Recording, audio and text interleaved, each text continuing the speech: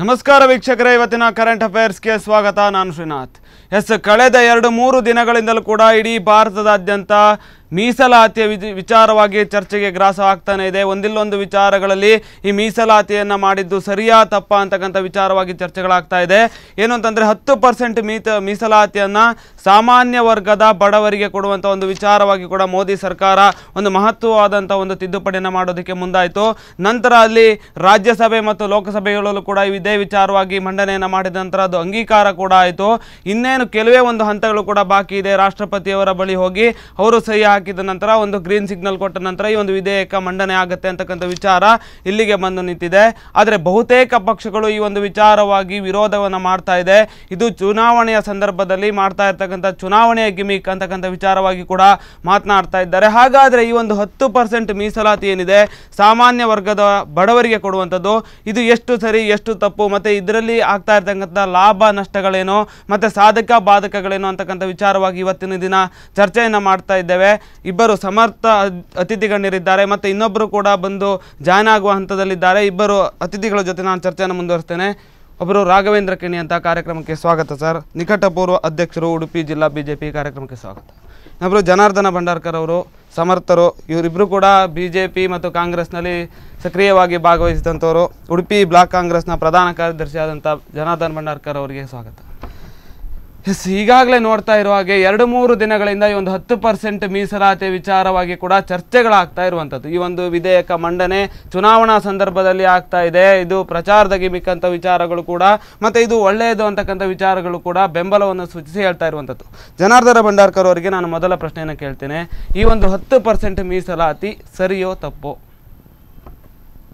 ನಾನಿಲ್ಲಿ ಕೆಲವು ವಿಚಾರಗಳನ್ನು ಹೇಳಲಿಕ್ಕೆ ಬಯಸ್ತಾ ಇದ್ದೇನೆ. ಹೇಳಿ. ಈ ಮೀಸಲಾತಿಯ ಬಗ್ಗೆ ಸರಿ ತಪ್ಪು ಹೇಳಿಕೆ ನಾನು ಎಷ್ಟು ಸಮರ್ಥ ಅಂತ ನನಗೆ ತಿಳಿತೀರಿ. ಯಾಕಂದರೆ ಸ್ವಲ್ಪ ಗೊಂದಲ ಕೂಡ ಇದರಲ್ಲಿದೆ. ಇವತ್ತು ಹಿಂದುಳಿದ ವರ್ಗಗಳಿಗೆ ಏನು ಕರ್ನಾಟಕದಲ್ಲಿ 32% ಮೀಸಲಾತಿ ಇದೆ, ಏನು 18% ಮೀಸಲಾತಿ ಪರಿಶಿಷ್ಟ ಜಾತಿ ಹಾಗೂ ಪಂಗಡದವರಿಗಿದೆ. ಈಗ ಪ್ರತಿಯೊಂದರಲ್ಲಿ ಕೂಡ ಈಗ ಈ 50% ಏನು ಸಾಮಾನ್ಯ ಇವರಿಗೆ 50% ಮೀಸಲಾತಿ ರಿಸರ್ವೇಷನ್, ಅದ ನಂತರ 50% ಸಾಮಾನ್ಯ. ಇದರಲ್ಲಿ ಯಾರು ಕೂಡ ಭಾಗವಹಿಸ್ಬೋದು, ಅದು ಯಾವ ಜಾತಿಯವರು ಇರ್ಬೋದು. ಇವಾಗ SC/ST ಅವರು ಭಾಗವಹಿಸ್ಬೋದು, ಇದು ಆದರೆ ಈ 10% ಈಗ ಏನು ಮಾಡಿದ್ದಾರೆ ಹೇಳಿದರೆ, ಸಾಮಾನ್ಯ ವರ್ಗದಲ್ಲಿ ಯಾರು ಬ್ರಾಹ್ಮಣರು, ರಜಪೂತರು, ಜಾಟರು, ಮರಾಠರು, ಈ ವರ್ಗದಲ್ಲಿ ಯಾರು ಆರ್ಥಿಕವಾಗಿ ಹಿಂದುಳಿದವರಿದ್ದಾರೆ ಅವರಿಗೆ ಈ ಮೀಸಲಾತಿಯನ್ನು ಮಾಡಿದ್ದಾರೆ. ಇವತ್ತು ಬ್ರಾಹ್ಮಣರಲ್ಲಿ ಕೂಡ ಆರ್ಥಿಕವಾಗಿ ಹಿಂದುಳಿದವರಿದ್ದಾರೆ. ಇವತ್ತು ವಿಧ ಜಾತಿ ಪಂಗಡದಲ್ಲಿ ಕೂಡ ಇವತ್ತು ಆರ್ಥಿಕವಾಗಿ ಹಿಂದುಳಿದವರಿದ್ದಾರೆ. ಕರ್ನಾಟಕದಲ್ಲಿ ಇದು ಬ್ರಾಹ್ಮಣರಿಗೆ ಇದು ಜಾಸ್ತಿ ಪ್ರಯೋಜನ ಆಗ್ತದೆ. ಬೇರೆ ಬೇರೆ ಇದರಲ್ಲಿ ಯಾವುದು ರಾಜ್ಯಗಳಲ್ಲಿ ಮರಾಠರ ಪ್ರಾಬಲ್ಯ ಇದರಲ್ಲಿ ಮರಾಠರು, ಹಾಗೆ ರಜಪೂತರ ಪ್ರಾಬಲ್ಯ ಇದ್ದ ಬಿಹಾರದ ಪ್ರದೇಶಗಳಲ್ಲಿ ರಜಪೂತರಿಗೆ ಅವರಿಗೆ ಇದರ ಅವಕಾಶಗಳು ಸಿಗ್ತವೆ. ಆದರೆ ಟೋಟಲ್ ನಾವು ನೋಡಲಿಕ್ಕೆ ಹೋದರೆ ಜಾತಿಯ ಆಧಾರದಲ್ಲಿ ಶೇಕಡಾವಾರು ತೆಗೆದಾಗ ಹಿಂದುಳಿದ ವರ್ಗದವರಿಗೆ ಇದರಲ್ಲಿ ಅನ್ಯಾಯ ಆಗ್ತದೆ ಅಂತ ಕೆಲವು ವರ್ಗದವರು ಇವತ್ತು ಧ್ವನಿ ಎತ್ತಲಿಕ್ಕೆ ಪ್ರಾರಂಭ ಮಾಡಿದ್ದಾರೆ. ಅದನ್ನು ಕೂಡ ನಾನು ಇಲ್ಲಿ ಹೇಳಲಿಕ್ಕೆ ಇಷ್ಟಪಡ್ತಾ ಇದ್ದೇನೆ. ಅಷ್ಟೇ ಅಲ್ಲ, ಇದರ ವಿರುದ್ಧವಾಗಿ ಯಾರೋ ಮಿಶ್ರಾ ಎನ್ನುವರು ಕೋರ್ಟಿಗೆ ಕೂಡ ಇವತ್ತು ಸರ್ವೋಚ್ಚ ನ್ಯಾಯಾಲಯಕ್ಕೆ ಕೂಡ ಹೋಗಿದ್ದಾರೆ. ಇದೊಂದು ಇನ್ನು ಏನು ಸಂವಿಧಾನದಲ್ಲಿ ಕೂಡ ಏನು ಇಷ್ಟೇ ಮೀಸಲಾತಿಯನ್ನು ಈ ವರ್ಗಕ್ಕೆ ಕೊಡಬೇಕು ಎಂಬ ಉಲ್ಲೇಖ ಇಲ್ಲದಿದ್ದರೂ ಕೂಡ ಇವತ್ತು ಸುಪ್ರೀಂ ಕೋರ್ಟ್ ಏನು ಹೇಳ್ತದೆ ಹೇಳಿದರೆ, ಒಟ್ಟಾರೆ ಮೀಸಲಾತಿಯಲ್ಲಿ ಹಿಂದುಳಿದ ವರ್ಗದವರಿಗಿರ್ಬೋದು 50%ಕ್ಕಿಂತ ಜಾಸ್ತಿ ಮೀರಬಾರ್ದು ಅಂತ ಇವತ್ತು ಯಾವುದು ಸುಪ್ರೀಂ ಕೋರ್ಟ್ ಉಚ್ಚ ನ್ಯಾಯಾಲಯ ಹೇಳ್ತಾ ಇದೆ. ಇದು ಈಗ 50 ಈಗಾಗಲೇ ಇದೆ. ಅದನಂತರ ಈ 10 ಸೇರಿಸುವಾಗ 60 ಆಗ್ತದೆ. ಇವತ್ತು ಸುಪ್ರೀಂ ಕೋರ್ಟ್ನ ವಿರುದ್ಧವಾಗಿ ಇವತ್ತು ಈ ಒಂದು ತೀರ್ಮಾನವನ್ನು ಸಂಸತ್ತು ತೆಗೆದುಕೊಂಡಿತಾ ಎಂಬ ಪ್ರಶ್ನೆ ಕೂಡ ಇದರಲ್ಲಿ ಉದ್ಭವಿಸ್ತದೆ ಅಂತ ನಾನು ಹೇಳಿಕ್ಕೆ ಇಷ್ಟಪಡ್ತಾ ಇದ್ದೇನೆ. ಮತ್ತು ಇನ್ನೊಂದೇನು ಅಂತಂದರೆ, ಎಲ್ಲೇ ನೋಡಿದರೂ ಕೂಡ ಇದಕ್ಕೆ ವಿರೋಧಾಭಾಸಗಳು ವ್ಯಕ್ತ ಆಗ್ತಾ ಇದೆ. ಒಂದು ಕಡೆ ರಾಜ್ಯಸಭೆ ಮತ್ತು ಲೋಕಸಭೆಗಳಲ್ಲಿ ಒಂದು ಅಂಗೀಕಾರ ಆದರೂ ಕೂಡ ನಂತರದ ಕ್ಷಣಗಳಲ್ಲಿ ವಿಪಕ್ಷಗಳು, ಕೆಲವೊಂದೊಂದು ಬಹುತೇಕ ಪಕ್ಷಗಳು ಪ್ರಚಾರದ ಗಿಮಿಕ್ಕಿದು ಚುನಾವಣೆಯ ಸಂದರ್ಭದಲ್ಲಿ ಈ ಒಂದು ತಿದ್ದುಪಡಿಯನ್ನು ತಂದಿರತಕ್ಕಂಥದ್ದು ಕಂಪ್ಲೀಟ್ ಆಗಿ ನೋಡ್ತಾ ಹೋದರೆ ಚುನಾವಣೆ ಗಿಮಿಕ್ ಅಂತ ಹೇಳ್ತಾ ಇದ್ದಾರೆ. ನೋಡಿ, ಇದೊಂದು ತೀರ್ಪು ಸನ್ಮಾನ್ಯ ನರೇಂದ್ರ ಮೋದಿ ಅವರು ಮಾಡಿರ್ತಕ್ಕಂಥ ತೀರ್ಪು ಎಲ್ಲ ಮಾಧ್ಯಮಗಳು, ದೇಶದ ಮಾಧ್ಯಮಗಳು ಐತಿಹಾಸಿಕ ತೀರ್ಪು ಅಂತ ಹೇಳಿದೆ.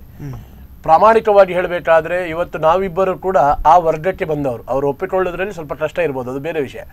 ಬಟ್ ಇವತ್ತು ಸಾಮಾನ್ಯ ವರ್ಗದವರ ಬಹಳ ದೊಡ್ಡ ಪ್ರಶ್ನೆ ಇತ್ತು. ಇವತ್ತು ಸಾಮಾನ್ಯ ವರ್ಗದಲ್ಲಿ ಅತ್ಯಂತ ಬಡವರು, ಅತ್ಯಂತ ಹೆಚ್ಚಿನ ಸಂಖ್ಯೆಯಲ್ಲಿದ್ದಾರೆ. ಅವರಿಗೆ ಮೀಸಲಾತಿಯ ಬಗ್ಗೆ ಅವರ ಟ್ಯಾಲೆಂಟ್ ಇದ್ರೂ ಕೂಡ ಅವರ ಮೀಸಲಾತಿ ಇಲ್ಲದೆ ಅವರು ಎಲ್ಲೆಲ್ಲಿ ಹೋದಂಥ ಸಂಗತಿಗಳಿದೆ. ಇದು ಕೇವಲ ಕರ್ನಾಟಕದಲ್ಲಿ ಅಥವಾ ರಾಜಸ್ಥಾನದಲ್ಲಿ ಅಥವಾ ಜಾಟ್ರಲ್ಲಿ ಅಥವಾ ಬನಿಯಾಸ್ ಅಂತ ಹೇಳಿದ್ರೆ ಬಹಳ ದೊಡ್ಡ ವರ್ಗ, ಅದು ಮೇಲ್ವರ್ಗದಲ್ಲಿ ಸವರ್ಣೀಯರಲ್ಲಿ ಬಹಳ ದೊಡ್ಡ ವರ್ಗ. ಎಲ್ಲ ವರ್ಗಗಳಲ್ಲಿ ಈ ಒಂದು ಮೀಸಲಾತಿ ಒಂದು ದೊಡ್ಡ ಕ್ರಾಂತಿಕಾರಿ ಆಗಿದೆ. ಒಂದು. ಎರಡನೇದು, ಚುನಾವಣೆ ಸಂದರ್ಭದಲ್ಲಿ ಮಾಡಿದ್ರಿಂದ ಇವರು ರಾಜ್ಯಸಭೆ ಮತ್ತು ಲೋಕಸಭೆಯಲ್ಲಿ ಪಾಸ್ ಮಾಡಿದ್ರು. ಇಲ್ಲದಿದ್ರೆ ಯಾವ ರೀತಿ ತ್ರಿವಾಳಿ ತಲಾಖನ್ನ ಮತ್ತೊಮ್ಮೆ ಸುಗ್ರೀವಾಜ್ಞೆ ಮಾಡಬೇಕಾಯಿತು ನಮ್ಮ ಕೇಂದ್ರ ಸರ್ಕಾರಕ್ಕೆ, ಅದೇ ರೀತಿ ಬೇರೆ ರಾಜಕೀಯ ಪಕ್ಷಗಳು ಮಾಡ್ತಿತ್ತು. ಚುನಾವಣೆ ಸಂದರ್ಭ ಇದು ಬಂದ್ರಿಂದ ಈಗ ಇದು ಏನಾಯ್ತು, ರಾಜ್ಯಸಭೆಯಲ್ಲಿ ಪಾಸ್ ಆಗಿ ಈಗ ಮತ್ತೆ ಪುನಃ ಬಜೆಟ್ ಅಧಿವೇಶನಕ್ಕೆ ಬಂದು ಈಗ ಬಿಲ್ ಆದದಷ್ಟೇ. ಇನ್ನದು ಬಜೆಟ್ ಅಧಿವೇಶನಕ್ಕೆ ಮತ್ತೆ ಪುನಃ ಬಂದು ಮತ್ತೆ ಪುನಃ ಅದರ ಪ್ರೊಸೀಡಿಂಗ್ಸ್ ಆಗಿ ಮತ್ತೆ ರಾಷ್ಟ್ರಪತಿಗಳಿಗೆ ಹೋಗಿ ಅದು ಒಂದು ಕಾನೂನಾಗಿ ಬರುವುದು. ಮತ್ತೆ ಇನ್ನೊಂದು ನಿಮ್ಮ ಗಮನಕ್ಕೆ, ನಾನು ಕಾನೂನು ವಿದ್ಯಾಲಯ ಅಲ್ಲ, ನಾನೊಬ್ಬ ಸಾಮಾನ್ಯನಾಗಿ ಹೇಳ್ತೇನೆ. ಸುಪ್ರೀಂ ಕೋರ್ಟ್ ಹೇಳಿರ್ತಕ್ಕಂಥದ್ದು ಏನಂತ ಹೇಳಿದ್ರೆ, ನಾಟ್ ಎಕ್ಸೀಡಿಂಗ್ ದಿ 50%, 50%ಗಿಂತ ಮೇಲೆ ಆಗಬಾರ್ದು, ಮೀಸಲಾತಿ ಆಗಬಾರ್ದು. ಸುಪ್ರೀಂ ಕೋರ್ಟ್ ಗೈಡ್ಲೈನ್ಸ್ ನೀಡಬಹುದು, ಕಾನೂನು ಮಾಡ್ಲಿಕ್ಕೆ ಆಡುವುದಿಲ್ಲ, ನೆನಪಿಟ್ಕೊಳ್ಬೇಕು. ಸುಪ್ರೀಂ ಕೋರ್ಟ್ ಈ ದೇಶದಲ್ಲಿ ಕಾನೂನು ಮಾಡುವಂಥದ್ದಲ್ಲ. ಕಾನೂನು ಮಾಡುವಂಥ ಅಧಿಕಾರ ಇರುವಂಥದ್ದು ಲೋಕಸಭೆ ಮತ್ತು ರಾಜ್ಯಸಭೆ. ರಾಜ್ಯಸಭೆ ಮತ್ತು ಲೋಕಸಭೆ ನಿರ್ಧಾರ ಮಾಡಿದರೆ, ಕಾನೂನು ಮಾಡಿದರೆ ಕಾನೂನನ್ನು ಅಂಗೀಕಾರ ಮಾಡಬೇಕಷ್ಟೇ ವಿನ ಸುಪ್ರೀಂ ಕೋರ್ಟ್ ಗೈಡ್ಲೈನ್ಸ್ ನೀಡ್ಬೋದು. ಹಾಗಾಗಿ ಮೊನ್ನೆ ಫೈನಾನ್ಸ್ ಮಿನಿಸ್ಟರ್ ಅರುಣ್ ಜೇಟ್ಲಿ ಅವರು ಸ್ಪಷ್ಟವಾಗಿ ಹೇಳಿದ್ದಾರೆ, ರಾಜ್ಯಸಭೆಯಲ್ಲೂ ಹೇಳಿದ್ದಾರೆ, ಲೋಕಸಭೆಯಲ್ಲೂ ಹೇಳಿದ್ದಾರೆ, ಇದು ಯಾವುದೇ ರೀತಿಯಲ್ಲಿ ಕಾನೂನಿನ ಗೊಂದಲದಲ್ಲಿ ಸಿಲುಕಿಕೊಳ್ಳೋ ಪ್ರಶ್ನೆ ಇಲ್ಲ. ಮತ್ತೊಂದು, ಇವತ್ತು ಭಾರತೀಯ ಜನತಾ ಪಾರ್ಟಿ ಇದೊಂದು ಐತಿಹಾಸಿಕ ತೀರ್ಪು ತಗೊಳ್ಳುವಂಥ ಸಂದರ್ಭದಲ್ಲಿ ಚುನಾವಣೆ ಹತ್ತಿರ ಬಂದದ್ದು ಹೌದು, ನೈಜ. ಆ ಸಂದರ್ಭದಲ್ಲಿ ಚುನಾವಣೆ ಜಿಮಿಟ್ ಇದೆಲ್ಲ ಶಬ್ದ ಹೇಳಬೇಕಾಗ್ತದೆ. ಆ ಸಂದರ್ಭದಲ್ಲಿ ಬಂದ್ರಿಂದ ಈ ಎರಡೂ ಬೇರೆ ಉಳಿದಂಥ ರಾಜಕೀಯ ಪಕ್ಷಗಳು ಇದನ್ನು ಬಿಲ್ ಪಾಸ್ ಮಾಡಬೇಕಾದ ಪರಿಸ್ಥಿತಿ ಆಯಿತು. ಒಟ್ಟಾರೆ ನಾನು ಹೇಳೋದಾದ್ರೆ ಇದು ಒಂದು ದೇಶದಲ್ಲಿ ಕ್ರಾಂತಿಕಾರಿ ಹೆಜ್ಜೆ. ಇವತ್ತು ಹಿಂದುಳಿದ ವರ್ಗ ಇರ್ಬೋದು ಅಥವಾ ಇನ್ನಿತರ ವರ್ಗ ಇರ್ಬೋದು, ನಮ್ಮ ಪ್ರಧಾನಮಂತ್ರಿಗಳಿಗೆ ಇದರಿಂದ ಏನು ಲಾಭ ಇಲ್ಲ ಸ್ವಾಮಿ. ಅವರೇನು ಸಾಮಾನ್ಯ ವರ್ಗದವರಲ್ಲ, ಅವರು ಹಿಂದುಳಿದ ವರ್ಗದವರೇ. ಆದರೆ ಅವರಿಗೂ ಇವತ್ತು ಈ ಸಮಸ್ಯೆ ಗೊತ್ತಾಗಿದೆ. ಹಾಗಾಗಿ ಈ ದೇಶದಲ್ಲಿ ಒಂದು ದೊಡ್ಡ ಕ್ರಾಂತಿಕಾರಿ ಬದಲಾವಣೆ ಆಗ್ತದೆ.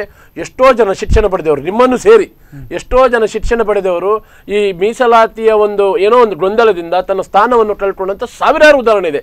ಅದಕ್ಕೊಂದು ಇದೊಂದು ಪುಷ್ಟಿ ಕೊಡ್ಬೋದು. ಮತ್ತು ಎಲ್ಲರೂ ಕೂಡ ಇವತ್ತು ಅಲ್ಲಿ ಮೀಸಲಾತಿಯಲ್ಲಿ ಮಾಡಿರತಕ್ಕಂಥ ದೊಡ್ಡ ಕ್ರೈಟೇರಿಯಾ ಯಾವುದು ಕೇಳಿದ್ರೆ ಅವನ ಬಡತನ ಮುಖ್ಯವಾಗಿ. ಅದಕ್ಕೊಂದು 1,000 ಚದರ ಅಡಿಯ ಒಳಗೆ ಮನೆ ಇರಬೇಕು, ಈ ರೀತಿಯ ಒಂದು ಕ್ರೈಟೀರಿಯಾಗಳನ್ನು ಕೇಂದ್ರ ಸರ್ಕಾರ ಮಾಡಿದೆ. ಹಾಗಾಗಿ ನೈಜವಾಗಿ ಬಡವರಿದ್ದಾರೆ, ಅಂದರೆ ಖಾಲಿ ಪೇಪರ್ಸ್ನಲ್ಲಿ ಬಡವರಲ್ಲ, ನೈಜವಾಗಿ ಅಲ್ಲಿ ಯಾರು ಬಡವರಿದ್ದಾರೆ ಅವರಿಗೆ ಇದು 100% ಮುಟ್ಟಬೇಕು ಅಂತ ಹೇಳುವಂಥ ಉದ್ದೇಶದಲ್ಲಿ ಮಾಡಿದೆ. ನಾನು ಇವತ್ತು ಜನಾರ್ದನ್ ಭಂಡಾರ್ಕರ್ ಮೂಲಕ ರಾಷ್ಟ್ರೀಯ ಕಾಂಗ್ರೆಸ್ ಅನ್ನು ಕೂಡ ಒಂದು ವಿನಂತಿ ಮಾಡ್ತೇನೆ. ಹೌದು, ಚುನಾವಣೆ ನೀವು ನಿಮ್ಮ ಅಭಿಪ್ರಾಯ ಹೇಳು.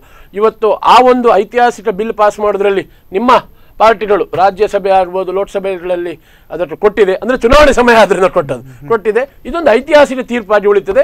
ಮುಂದಿನ ಜನಾಂಗ ತಲೆಮಾರುಗಳು ಇದು ನೆನಪಿಟ್ಕೊಳ್ತದೆ ಅಂತ ಹೇಳ್ತೇನೆ. ಅವರು ಹೇಳಿದಾಗೆ ತಲೆಮಾರುಗಳು ಕೂಡ ನೆನ್ಪಿಟ್ಕೊಳ್ಳುತ್ತೆ. ಐತಿಹಾಸಿಕ ತೀರ್ಪು, ತುಂಬ ಒಳ್ಳೆಯ ತೀರ್ಪು, ಇದು ಎಲ್ಲರೂ ಕೂಡ ಸಾಮಾನ್ಯ ವರ್ಗದವರಿಗೆ ತುಂಬ ಹೆಲ್ಪ್ ಆಗುತ್ತೆ ಅಂತಕ್ಕಂಥ ಮಾತುಗಳನ್ನು ಹೇಳಿದ್ರು. ಆದರೆ ಇಂಥ ಸಂದರ್ಭದಲ್ಲಿ ಕೆಲವು ವಿಪಕ್ಷಗಳು, ಅಂದರೆ ಕಾಂಗ್ರೆಸ್ಸು ಬಂತು, ಮತ್ತು ಅದೇ ರೀತಿಯಲ್ಲಿ ಆಮ್ ಆದ್ಮಿ ಕೂಡ ಬಂತು, ಹೀಗೆ TDP ಕೂಡ ಬಂತು, ತುಂಬ ಬಹುತೇಕ ಪಕ್ಷಗಳು ಇದನ್ನು ವಿರೋಧವನ್ನು ವ್ಯಕ್ತಪಡಿಸಿತು. ಇದು ಸರಿ ಇಲ್ಲ, ಇದು ಮಾಡಬಾರ್ದಿತ್ತು ಅಂತಕ್ಕಂಥ ವಿಚಾರದಲ್ಲೂ ಕೂಡ ಒಂದು ಆರೋಪವನ್ನು ಮಾಡುದು. ಅದು ಎಷ್ಟು ಸರಿ ಹಾಗಾದ್ರೆ ಅಂತ ಈಗ ನಾನು ನಿಮ್ಗೆ ಲೆಕ್ಕಾಚಾರವನ್ನು ಎದುರುಗಿಡ್ಲಿಕ್ಕೆ ಬಯಸ್ತಾ ಇದ್ದೇನೆ.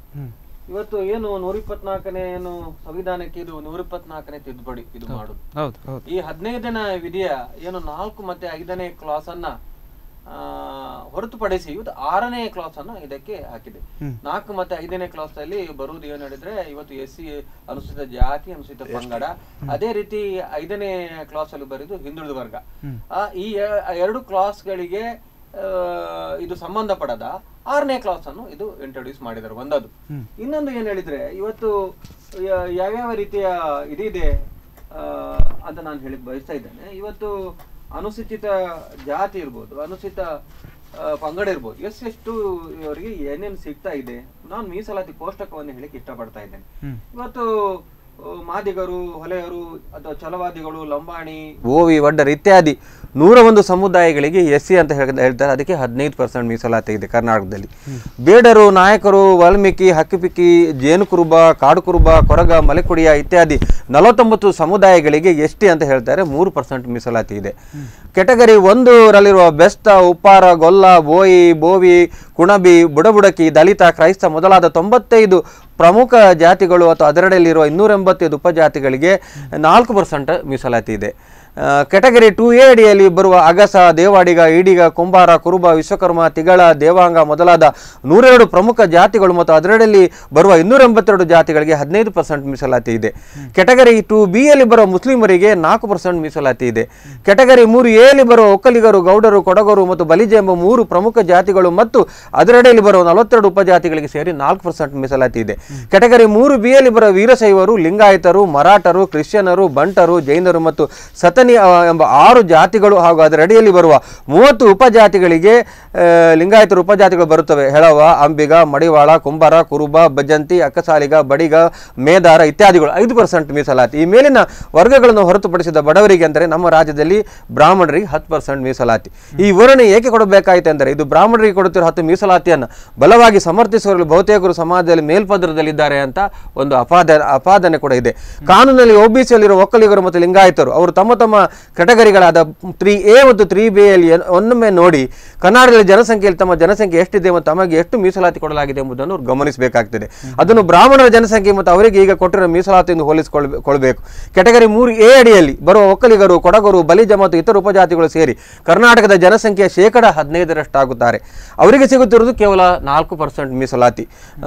ಕೆಟಗರಿ 3Bಯಲ್ಲಿ ಬರುವ ಲಿಂಗಾಯತರು, ವೀರಶೈವರು, ಕುಂಬಾರರು, ಭಜಂತಿಗಳು, ಅಕ್ಕಸಾಲಿಗರು, ವಿಶ್ವಕರ್ಮರು, ಮೇದಾರರು, ಕ್ರಿಶ್ಚಿಯನರು, ಮರಾಠರು, ಬಂಟರು, ಜೈನರು ಸೇರಿದರೆ ಕರ್ನಾಟಕದ ಜನಸಂಖ್ಯೆ 18% ಬಿಡುತ್ತಾರೆ. ಅವರಿಗೆ ಸಿಗುತ್ತಿರುವುದು ಕೇವಲ 5% ಮೀಸಲಾತಿ. ಆದರೆ ಕರ್ನಾಟಕದ ಜನಸಂಖ್ಯೆಯ 3% ಅಥವಾ ಅದಕ್ಕಿಂತ ಕಡಿಮೆ ಇರುವ ಒಂದು ವರ್ಗಕ್ಕೆ 10% ಮೀಸಲಾತಿ ಹೇಳಿದರೆ ಇದು ಅರ್ಥವಾಗದಿದ್ದಾಗಿದೆ. ಏಕೆಂದರೆ ಇದು ಸಮಾನತೆಯ ಒಂದು ದೃಷ್ಟಿಯಲ್ಲಿ ಇಲ್ಲಿ ಎಲ್ಲಿಯೋ ಒಂದು ತಪ್ಪಾಗಿದೆಯೋ ಅಂತ ಒಂದು ಸಂಶಯವನ್ನು ಕಾಡ್ತದೆ ಅಂತ ಹೇಳಿಕ್ಕೆ ಇಷ್ಟಪಡ್ತಾ ಇದ್ದೇನೆ. ಅಂದ್ರೆ ಇಲ್ಲಿ ಸಮಾನತೆ ದೃಷ್ಟಿಯಿಂದ ನೋಡ್ತಾ ಹೋದ್ರೆ ಎಲ್ಲ ಒಂದು ಕಡೆ ಸರಿಯಾಗಲಿಲ್ಲ. ಹೌದು, ಖಂಡಿತ ಪರ್ಸೆಂಟೇಜ್ ಇದರಲ್ಲಿ ಸರಿಯಾಗಲಿಲ್ಲ. ಮತ್ತೆ ಆರ್ಥಿಕವಾಗಿ ಹಿಂದುಳಿದವರಿಗೆ ಕೊಡಲೇಬೇಕು, ಅದು ಅದಕ್ಕೆ ಇದಿಲ್ಲ. ಆದರೆ ಈಗ ನೋಡಿ, ಇದರಲ್ಲಿ ಲಿಂಗಾಯತರು ಮತ್ತು ಇವರಿಗೂ ಬರ್ತದೆ, ಒಕ್ಕಲಿಗರು ಬರ್ತದೆ. ಯಾವುದು OBCಯಲ್ಲಿ ಅವ್ರಿಗೆ ಗೊತ್ತಿಲ್ಲ, ಅದು ಅವರು ನಾವು ಮುಂದುವರಿದವರು ಅಂತ ಎಣಿಸಿದ್ದಾರೆ, ಆದರೆ ಅವರಿಗೆ ಇದೆ. ಆದರೆ ಅವರಲ್ಲಿ ಕೂಡ ಈಗ 10% ಹೋಯ್ತಲ್ವಾ. ಈಗ 50% ಯಾರ್ಯಾರು ಬರ್ತಿದ್ರು, ಎಲ್ಲರೂ ಬರ್ತಿದ್ರು, SC ST ಪ್ರತಿಯೊಬ್ಬರು ಬರ್ತಿತ್ತು. ಈಗ ಅವರಿಗೂ 10%, ಈ ಸಾಮಾನ್ಯದಲ್ಲಿ 10% ಹೋಯ್ತು. ಹೌದಲ್ವಾ, ಅವರಿಗೂ ನಷ್ಟ ಆಯ್ತಲ್ವಾ 10% ಎಲ್ರಿಗೂ ಕೂಡ. ನಾನು ಆರ್ಥಿಕವಾಗಿ ಹಿಂದುಳಿದವರಿಗೆ ಕೊಟ್ಟದಕ್ಕೆ ಯಾವುದೇ ರೀತಿಯ ಮಾತಾಡಿ ಹೋಗೋದಿಲ್ಲ. ಇದು ಆರ್ಥಿಕವಾಗಿ ಹಿಂದುಳಿದವರಿಗೆ ಕೊಡಲೇಬೇಕು. ಆದರೆ ಇಲ್ಲಿ ಕರ್ನಾಟಕದಲ್ಲಿ ಅದು ಒಂದು ವರ್ಗದವರಿಗೆ ಮಾತ್ರ ಸಿಗ್ತದೆ. ಇನ್ನೂ ಹೆಚ್ಚಿನದವರಿಗೆ ಆ ಫೆಸಿಲಿಟಿ ಸಿಗಬೇಕಿತ್ತು ಆರ್ಥಿಕವಾಗಿ ಹಿಂದುಳಿದವರಿಗೆ ಅಂತ ನನ್ನ ಒಂದು ಅನಿಸಿಕೆಯನ್ನು ಹೇಳಿಕೆ ಇಷ್ಟಪಡ್ತಾ ಇದ್ದೇನೆ. ಅಲ್ಲ, ಅವರು ಕರ್ನಾಟಕ ರಾಜ್ಯದ ಬಗ್ಗೆ ಹೇಳಿದರು, ನಿಮ್ಮದೇ ಸಮ್ಮಿಶ್ರ ಸರ್ಕಾರ ಇದೆ, ಅದು ನೀವು ಮಾಡುವಂತ ನಿಮ್ಮ ಹತ್ರ ನೋಡಿ. ಇದು ಕರ್ನಾಟಕದಲ್ಲಿ ಮಾತ್ರ ಅಲ್ಲ, ರಾಜಸ್ಥಾನದಲ್ಲಿ 68% ಇದೆ, 68% ಇದೆ. ಬಹಳ ದೊಡ್ಡ ಹೋರಾಟ ಆಗಿರ್ತಕ್ಕಂಥ ರಾಜಸ್ಥಾನದಲ್ಲಿ. ತಮಿಳುನಾಡಿನಲ್ಲಿ ಕೂಡ 73% ಇದೆ. ಆಗ ಸುಪ್ರೀಂ ಕೋರ್ಟ್ ಮಧ್ಯದಲ್ಲಿ ಬಂದು ಈ ಒಂದು ನಿಯಮವನ್ನ ಪಾಲಿಸಬೇಕು ಅಂತ ಹೇಳುವಂತ ಗೈಡ್ಲೈನ್ಸ್ ಕೊಟ್ಟದ್ದು. ಒಟ್ಟಾರೆಯಾಗಿ ಹೇಳಬೇಕಾದ್ರೆ ಇವತ್ತು ಏನು ಹಿಂದುಳಿದ ವರ್ಗ ಇದೆ ಅಥವಾ SC ST ವರ್ಗ ಏನಿದೆ, ಕಳೆದ 65-70 ವರ್ಷಗಳ ಕಾಲ ಕಾಂಗ್ರೆಸ್ ಈ ದೇಶವನ್ನು ಆಳಿತು. 70 ವರ್ಷಗಳ ಕಾಲ ದಲಿತರನ್ನ ಹೇಳಿ, BCA ಅಂತ ಹೇಳಿ, ಹಿಂದುಳಿದ ವರ್ಗ ಹೇಳಿ ರಾಜಕೀಯ ಮಾಡಿತ್ತು. ಆದರೆ ಆ ಸಮಾಜವನ್ನು ಮೇಲ್ತರ್ತಕ್ಕಂಥದ್ದು ಮಾಡಬೇಕಾದ್ರೆ ಮೋದಿ ಬರಬೇಕಾಯಿತು. ಇವತ್ತು ದೇಶದಲ್ಲಿ ಮೋದಿಯ ಕ್ರಾಂತಿ ಯಾವ ರೀತಿ ಆಯಿತು ಅಂತ ಹೇಳೋದಕ್ಕೆ ಒಂದು ಅಚ್ಚೇ ದಿನ್, ಇದಕ್ಕಿಂತ ದೊಡ್ಡ ಅಚ್ಚೇ ದಿನ್ ಉಂಟಾ ಮಾರದೆ? ಈ 10% ಆರ್ಥಿಕ ಬಡವರಿಗೆ ಕೊಟ್ಟಂತ ಈ ಒಂದು ಐತಿಹಾಸಿಕ ತೀರ್ಪು ಇದೆಯಲ್ಲ, ಇದೊಂದು ದೊಡ್ಡ ಅಚ್ಚೇ ದಿನ್, ಅದಕ್ಕಿಂತ ದೊಡ್ಡ ಅಚ್ಚೇ ದಿನ್ ಇದೆ. ಹಾಗಾಗಿ ಈ ದೇಶದಲ್ಲಿ ಕ್ರಾಂತಿಕಾರಿ ಬದಲಾವಣೆ ಆಗ್ತಾ ಇದೆ. ಆ ಕ್ರಾಂತಿಕಾರಿ ಬದಲಾವಣೆಯಲ್ಲಿ ಕೂಡ ಇದನ್ನು ಕೂಡ ಅವರು ಮಸೂದೆ ಮಾಡಿದ್ದಾರೆ. ಜನ ಬಹಳ ರೀತಿಯಲ್ಲಿ ಬಹಳ ಒಪ್ತಾರೆ. ಮತ್ತೆ ನೋಡಿ, ರಾಜಕೀಯವಾಗಿ ಕೆಲವು ಪಾರ್ಟಿಗಳಿಗೆ ಕೆಲವು ವೋಟರ್ಸ್ ಇರ್ತಾರೆ, ನಿಮಗೆ ಅಂದಾಜಾಗಿರ್ಬೋದು. ಇವತ್ತು BSPಗ SPಗ ಅವರಿಗೆ ಆದಂಥ ಒಂದು ವೋಟರ್ಸ್ ಇದೆ ಅಂತ ಅವರು ಎನ್ಸ್ಕೊಂಡಿದ್ದಾರೆ. ಕಳೆದ ಚುನಾವಣೆಯಲ್ಲಿ ಹೋಗಿದೆ ಅದು. ಕಳೆದ ಚುನಾವಣೆಯಲ್ಲಿ ಸಂಪೂರ್ಣವಾಗಿ ನಮ್ಮ ಉತ್ತರ ಪ್ರದೇಶದಲ್ಲಿ ಹೋಗಿದೆ. ಈ ಚುನಾವಣೆಯಲ್ಲಿ ಕೂಡ ಖಂಡಿತವಾಗಿ ಇವತ್ತು ನಾನು ಅಮಿತ್ ಶಾ ಅವರ ಭಾಷಣ ನೋಡಿದೆ. 74 ಸೀಟುಗಳನ್ನು ನಾವು 100ಕ್ಕೆ 100 ಉತ್ತರ ಪ್ರದೇಶದಲ್ಲಿ ಪಡಿತೇವೆ ಅಂತ ಹೇಳುವ ಮಾತನ್ನು ಹೇಳಿದೆ. ಅಂದರೆ ಒಟ್ಟಾರೆಯಾಗಿ ಅಲ್ಲಿ ಬಹಳ ದೊಡ್ಡ ಮೇಲ್ವರ್ಗ ಇದೆ. ಬನಿಯಾಸ್ ಅಂತ ಹೇಳುವಂಥ ಬಹಳ ದೊಡ್ಡ ಮೇಲ್ವರ್ಗ ಅಲ್ಲಿದೆ. ಅದು ಎಷ್ಟೋ ವರ್ಷದಿಂದ ಹೋರಾಟ ಸ್ವಾಮಿ. ಇವತ್ತು ನನಗೆ ನೆನಪಿದ್ದಾಗಿ ನಾವು ಶಾಲೆಯಲ್ಲಿದ್ದಾಗ, ಭಂಡಾರ್ಕರ್ರೆ, ನಾನು ಶಾಲೆಯಲ್ಲಿದ್ದಾಗ ನಮ್ಮಲ್ಲಿ ಸಂಸತ್ ಅಂತೇಳಿ ನಡೀತಿತ್ತು. ಆ ಸಂದರ್ಭದಲ್ಲಿ ನಾವು ಅದನ್ನು ನಿವೇದನೆ ಮಾಡ್ತಿತ್ತು, ದಯವಿಟ್ಟು ಯಾರು ಆರ್ಥಿಕವಾಗಿ ಬಡವರಿದ್ದಾರೆ, ಮೇಲ್ವರ್ಗ ಅಂತಲ್ಲ, ಆಗ ಆರ್ಥಿಕವಾಗಿ ಯಾರು ಬಡವರಿದ್ದಾರೆ ಅಂಥವರಿಗೆ ವಿಶೇಷ ಅವಕಾಶ ಕೊಡಬೇಕು. ಮೇಲ್ವರ್ಗದವರಿಗೆ ಅಂತೂ ನಿಜವಾಗಿ ಒಂದು ಟ್ಯಾಲೆಂಟ್ಸ್ ಇರುವಂಥವರಿಗೆ, ಇಲ್ಲಿ ಬರುವಂಥದ್ದು ಏನಂದರೆ ಆರ್ಥಿಕವಾಗಿ ಬಡತನವೂ ಇರ್ತದೆ, ಟ್ಯಾಲೆಂಟ್ಸ್ ಇರ್ತದೆ, ಅಂಥವ್ರಿಗೆ ಒಂದು ಅವಕಾಶ ಸಿಗಬೇಕು ಅಂತ ಹೇಳುವಂಥದ್ದು ಹೋರಾಟ ಇತ್ತು. ಅದಕ್ಕೊಂದು ತಾರ್ಕಿಕವಾದಂಥ ಅಂತ್ಯ ಮೋದಿಯಿಂದ ಆಗಿದೆ ಅಂತ ಹೇಳುವಂಥದ್ದು ನಾನು ಹೇಳಿಕ್ಕೆ ಇಚ್ಛೆಪಡ್ತೇನೆ. ಎಸ್, ಈ ಕುರಿತಾಗಿ ನಿಮ್ಮ ಒಂದು ಅನಿಸಿಕೆಗಳೇನಾದರೂ ಇದೆಯಾ? ಅವ್ರು ಹೇಳಿದರು 60-65 ವರ್ಷದಿಂದ ಅಚ್ಚೆ ದಿನ ಬರಲಿಲ್ಲ, ಈಗ ಬಂತು ಅಂತ. ಜನರಿಗೆ ಗೊತ್ತಿದೆ ಯಾವ ರೀತಿ ಅಚ್ಚೆ ದಿನಗಳು ಬಂದಿದೆ, ಬರ್ತಾ ಇವೆ, ಜನರು ಅನುಭವಿಸಿದ್ದಾನೆ, ಜನರಿಗೆ ಗೊತ್ತಿದೆ. ನಾನು ಆ ವಿಷಯಗಳ ಬಗ್ಗೆ ಮಾತಾಡೋದಿಲ್ಲ, ತುಂಬ ಇದೆ ಅದು. ಯಾಕೆಳಿದರೆ ನಾನು ವಿಷಯ ತಪ್ಪಿ ನಾನು ಹೋಗಲಿಕ್ಕೆ ಬಯಸುವುದಿಲ್ಲ. ಅದು ಅಚ್ಚೆ ದಿನ ಬಗ್ಗೆ ಬೇಕಾದರೆ ನನಗೆ ಬೇಕಾದಷ್ಟು ಮಾತಾಡಲಿಕ್ಕಿದೆ. GST ಇರ್ಬೋದು, ನೋಟ್ ಬ್ಯಾನ್ ಇರ್ಬೋದು, ಇವತ್ತು ಪ್ರತಿಯೊಂದಕ್ಕೂ ಹಣ ಜಾಸ್ತಿ ಮಾಡೋದಿರ್ಬೋದು, ಪೆಟ್ರೋಲ್ ಬಗ್ಗೆ ಇರ್ಬೋದು, ಬೇಕಾದಷ್ಟು ನಾನು ಮಾತಾಡಲಿಕ್ಕೆ ನಂತರ ಇದೆ. ನಾನು ಅದನ್ನು ಮಾತಾಡಲಿಕ್ಕೆ ಬರೋದಿಲ್ಲ. ಇದೆಲ್ಲ ಅಚ್ಚೆ ದಿನಗಳು ಜನರಿಗೆ ಕೊಟ್ಟದ್ದು 4.5 ವರ್ಷಗಳಿಂದ ಮೋದಿ ಸರ್ಕಾರ. ಅದು ಬೇಕಾದಷ್ಟಿದೆ, ಬೇಕಾದಷ್ಟನ್ನು ಹೇಳಲಿಕ್ಕೆ ನಾನು ಬಲ್ಲೆ. ಆದರೆ ಈ ಮೀಸಲಾತಿಯ ಬಗ್ಗೆ ನಾನು ಹೇಳಿದೆ ಅಲ್ವಾ, ಈಗ ಏನು ಈ 50% 50% ಏನು ಮೀಸಲಾತಿ ಇದೆ, ಉಳಿದ 50% ಸಾಮಾನ್ಯ ವರ್ಗದಲ್ಲಿ ಕೂಡ ಇವತ್ತು ಯಾರು SC STಯಲ್ಲಿ ಪ್ರತಿಭಾವಂತರಿದ್ದಾರೆ ಅವರಿಗೂ ಕೂಡ ಈ ಸಾಮಾನ್ಯರವರ ಒಟ್ಟಿಗೆ ಕಾಂಪೀಟ್ ಮಾಡಲಿಕ್ಕಿತ್ತು, ಅವರಿಗೂ ಅದರಲ್ಲಿ ಅವಕಾಶ ಸಿಗ್ತಿತ್ತು. ಇವತ್ತು ಹಿಂದುಳಿದ ವರ್ಗದಲ್ಲಿ ಯಾರು ಪ್ರತಿಭಾವಂತರಿದ್ದಾರೆ ಅವರಿಗೂ ಕೂಡ ಇದರಲ್ಲಿ ಅವಕಾಶ ಸಿಗ್ತಿತ್ತು ಈ ಸಾಮಾನ್ಯದಲ್ಲಿ. ಈಗ ಒಂದು ಅಪವಾದ ಇದೆ, ಈಗ ಉನ್ನತ ವಲಯಗಳಲ್ಲಿ ಹೆಚ್ಚಿಗೆ ಬ್ರಾಹ್ಮಣರು ಇದ್ದಾರೆ ಹುದ್ದೆಗಳಲ್ಲಿ ಅಂತ ಎಂಬ ಅಪವಾದಗಳು ಕೂಡ ಇವೆ. ಒಂದು ಕಡೆ ನಿಮಿಷ, ಇದೊಂದು ಬಹಳ ದೊಡ್ಡ ಸುಳ್ಳು, ಮುಂದುವರಿಸಿ. ಹೌದಾ, ಇರ್ಬೋದು. ಅಲ್ಲ, ಬೇಕಾದಷ್ಟು ಆ ಬಗ್ಗೆ ಬರ್ತಾ ಇದೆ. ವಿದ್ಯುನ್ಮಾನ ಇದರಲ್ಲಿ ಕೂಡ ನಾವು ಯಾವಾಗಲೂ ನೋಡ್ತಾ ಇದ್ದೇವೆ, ಎಲ್ಲೆಲ್ಲಿ ಯಾವ್ಯಾವ ಹುದ್ದೆಗಳಿವೆ, ಯಾವ್ಯಾವ ವರ್ಗದವರು ಸಿಕ್ಕಿದೆ, ಅದರಲ್ಲಿ ಈ ವರ್ಗದವರಿಗೆ ಕಮ್ಮಿ ಆಗಿದೆ, ಈ ವರ್ಗದಲ್ಲಿ ಶಿಕ್ಷಣ ಕಮ್ಮಿ ಇದೆ ಕೆಲವುಗಳಲ್ಲಿ, ಅದೆಲ್ಲ ಬಗ್ಗೆ ಕೂಡ ಇದೆ. ಆ ಬಗ್ಗೆ ಬೇರೆ ಬೇರೆ ಸಮಯದಲ್ಲಿ ಸಂದರ್ಭಗಳಲ್ಲಿ ನಾನು ಅದನ್ನು ಹೇಳಲಿಕ್ಕೆ ಪಡ್ತೇನೆ. ಯಾವ್ಯಾವ ಸಮುದಾಯಗಳಿಗೆ ಎಷ್ಟೆಷ್ಟು ವರ್ಗ ಸಿಕ್ಕಿದೆ ಅಂತ ಜನಸಂಖ್ಯೆ ಆಧಾರದ ಮೇಲೆ ನೋಡುವಾಗ ಆರ್ಥಿಕವಾಗಿ ಹಿಂದುಳಿದ ಬೇರೆ ಜಾತಿ ವರ್ಗದವರಿಗೂ ಕೂಡ ಅವಕಾಶಗಳು ಸಿಗಬೇಕಿತ್ತು ಅಂತ ಹೇಳಿಕ್ಕೆ ಇಷ್ಟಪಡ್ತಾ ಇದ್ದೇನೆ. ಇವತ್ತು ಇಷ್ಟು ಮುಂದುವರಿದರೂ ಕೂಡ ನಾನು ಒಂದು ಮಾತು ಹೇಳಿಕ್ಕೆ ಇಷ್ಟಪಡ್ತಾ ಇದ್ದೇನೆ. ರಾಷ್ಟ್ರಪತಿಯವರಿಗೆ ಏನೋ ಒಂದು ದೇವಸ್ಥಾನಕ್ಕೆ ಹೋದಾಗ ಕೂಡ ಏನೋ ಒಂದು ರೀತಿಯ ಮುಜುಗರ ಆದ ಪ್ರಸಂಗ ಕೂಡ ನಡೆದ ವಿಷಯದಲ್ಲಿ ಕೂಡ ಆಘಾತವಾಗ್ತದೆ ಕೇಳಲಿಕ್ಕೆ. ಅಷ್ಟೇ ಅಲ್ಲ, ಇವತ್ತು ಕೆಲವು ದಶಕಗಳ ಹಿಂದೆ ಇವತ್ತು ದೇವಸ್ಥಾನಗಳಿಗೆ ಕೂಡ ಇವತ್ತು ಬೇರೆ ಬೇರೆ ವರ್ಗದವರಿಗೆ, ಹಿಂದೂ ಧರ್ಮದ ಪೂಜಾರಿ ಇರ್ಬೋದು, ಅದರ ನಂತರದ ಕೆಟಗರಿ SC ST ಅವರಿಗೂ ಕೂಡ ಹೋಗಲಿಕ್ಕೆ ಅವಕಾಶಗಳು ಇಲ್ಲ. ಇವತ್ತು ಏನು ಗಾಂಧಿ ಇರ್ಬೋದು, ಗಾಂಧಿಯಿಂದ ಈ ಒಂದು ಅವ್ರಿಗೆ ಕೂಡ ಹೋಗೋ ಅವಕಾಶಗಳು ಆಯಿತು ಅಂತ ನಾನು ಹೇಳಲಿಕ್ಕೆ ಇಷ್ಟಪಡ್ತಾ ಇದ್ದೇನೆ. ಇವತ್ತು ವರ್ಣಭೇದ ಕೂಡ ಇದಕ್ಕೆ ಕಾರಣಗಳು ಅಂತ ನಾನು ಹೇಳಲಿಕ್ಕೆ ಇಷ್ಟಪಡ್ತಾ ಇದ್ದೇನೆ. ಹಿಂದೂ ಧರ್ಮದಲ್ಲಿ ಕೂಡ ಇವತ್ತು ಹಲವು ಬದಲಾವಣೆಗಳು, ಕಾಲಕ್ಕೆ ಆಗಬೇಕಾದ ಬದಲಾವಣೆಗಳು, ಜಾತಿ ಧರ್ಮದ ಬಗ್ಗೆ ನಾವು ಹೆಚ್ಚೆಚ್ಚು ಒಲವು ತೋರದೆ ಒಂದೇ ಧರ್ಮ ಅಂತ ನಾವು ಮುಂದೆ ಹೋದರೆ ಮಾತ್ರ ಆಗ್ತದೆ. ಇವತ್ತು ವರ್ಣಭೇದದಲ್ಲಿ ಮುಂದೆ ಹೋಗ್ತಾ ಇದ್ದರೆ ಈ ಏನು ಪರ್ಸೆಂಟೇಜ್ಗಳು ಯಾವುದೇ ಉಪಯೋಗಕ್ಕೆ ಮುಂದಿನ ದಿನಗಳಲ್ಲಿ ಬರುವುದಿಲ್ಲ ಅಂತ ನಾನು ಕಡಾಖಂಡಿತವಾಗಿ ಹೇಳಲಿಕ್ಕೆ ಇಷ್ಟಪಡ್ತಾ ಇದ್ದೇನೆ. ಒಂದು ವಿರಾಮ ಅಂತ. ಎಸ್ ವೀಕ್ಷಕರೇ, ನೀವೇ ನೋಡ್ತಾ ಇರೋ ಹಾಗೆ ಒಂದು 10% ಮೀಸಲಾತಿಯ ಹಿಂದೆ ಇರ್ತಕ್ಕಂಥ ಸತ್ಯಾಸತ್ಯತೆಗಳ ಬಗ್ಗೆ ಮಾತಾಡ್ತಾ ಇದ್ವಿ. ಅದೇ ಕುರಿತಾಗಿ ಚರ್ಚೆಯನ್ನು ಮಾಡ್ತಾ ಇದ್ವಿ. ಇದು ಚುನಾವಣೆಯ ಗಿಮಿಕ ಅಥವಾ ಅಲ್ಲವಾ, ಅಥವಾ ಮೋದಿ ಸರ್ಕಾರದ ಇದೊಂದು ಐತಿಹಾಸಿಕ ಕೊಡುಗೆ, ಯಾಕೆ ಕೊಡುಗೆ ಅಂತಕ್ಕಂಥದ್ದು ಎಲ್ಲದರ ಕುರಿತಾಗಿ ಚರ್ಚೆಯನ್ನು ಮತ್ತೆ ಮುಂದುವರಿಸ್ತೇನೆ. ಅದಕ್ಕೆ ಮುನ್ನ ಚಿಕ್ಕದೊಂದು ವಿರಾಮ.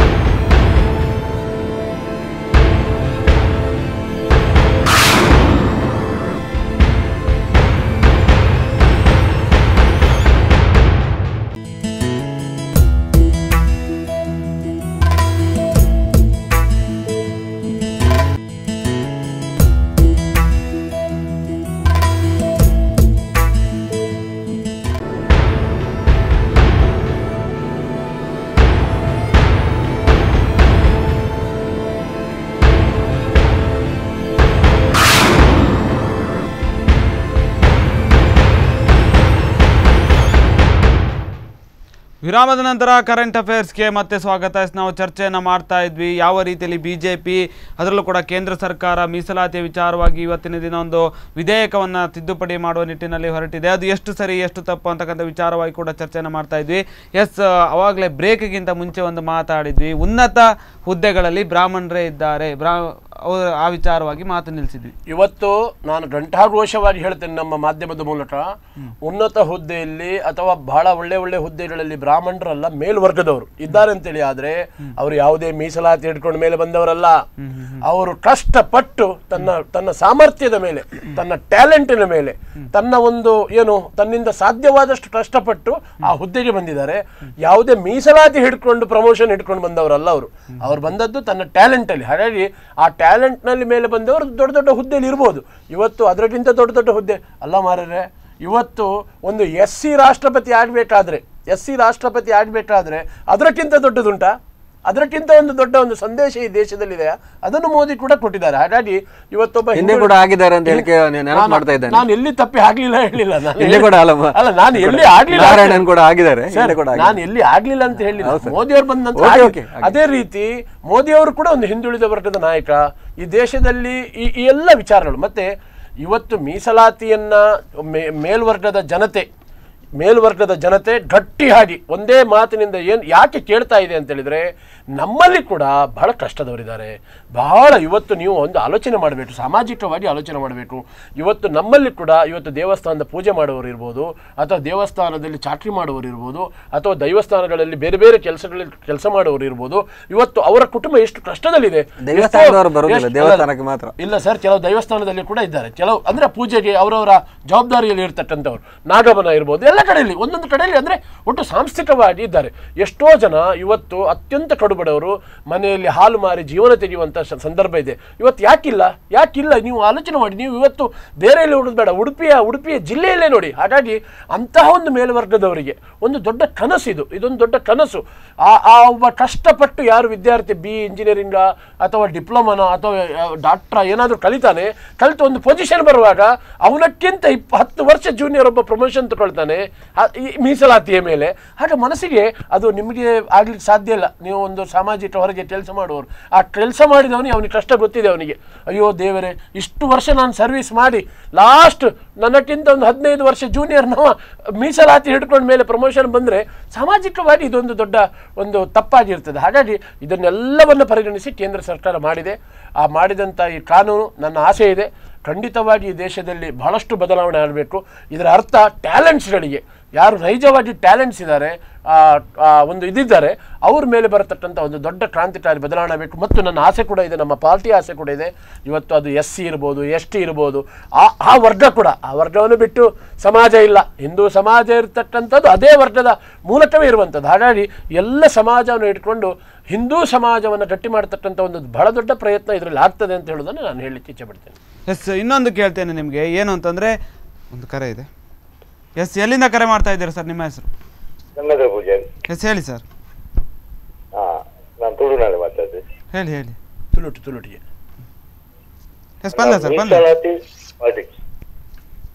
ಒಂದು ನಿಜವಾದ ಗೊತ್ತು ರಾಜಕೀಯ, ಒಂದು ರಾಜಕೀಯದ ಮಾಡ್ತೀನಿ. ನಿಜವಾದ ಯಾರು ಕೋಟಂಜಿ ಮೀಟಿಂಗ್ ಪಂಡದಾಂಡು ಉದ್ಯೋಗ ಖಾತ್ರಿ ಒಂದು ಆಫೀಸರ್ ಪಂಡ್ಯಾನು ಅವ್ರ ಪಂಡ್ಯ ಸರ್ಕಾರ ಬಂದು ನಿಜವಾದ ಕರೆಕ್ಟ್ ಅವು. ಪರಿಶಿಷ್ಟ ಜಾತಿ, ಪರಿಶಿಷ್ಟ ಪಂಗಡ ನೆಕ್ಕೊಂಜಿ ಪೆತ್ತದ ಕೊಟ್ಟೆ ಕಟ್ಟೆರೆ 43,000, ಬಾಕಿ ದಕ್ಕಳಿಗೆ 19,000. ಆಫೀಸರ್ ಕೇಂದ್ರ ಬಾಕಿ ಜಾತಿ ಪಾಪದ ಇಜ್ಜರು ಸ್ವಾಮಿ, ಬ್ರಾಹ್ಮಣರು ಲೇರಿ, ಚಿಕ್ಕನಕ್ಕರು ಲೇರಿ, ಬ್ರಾಹ್ಮಣರು ಲೇರಿ, ಇನ್ನೂರವರೆಗೂ ಲೇರಿ,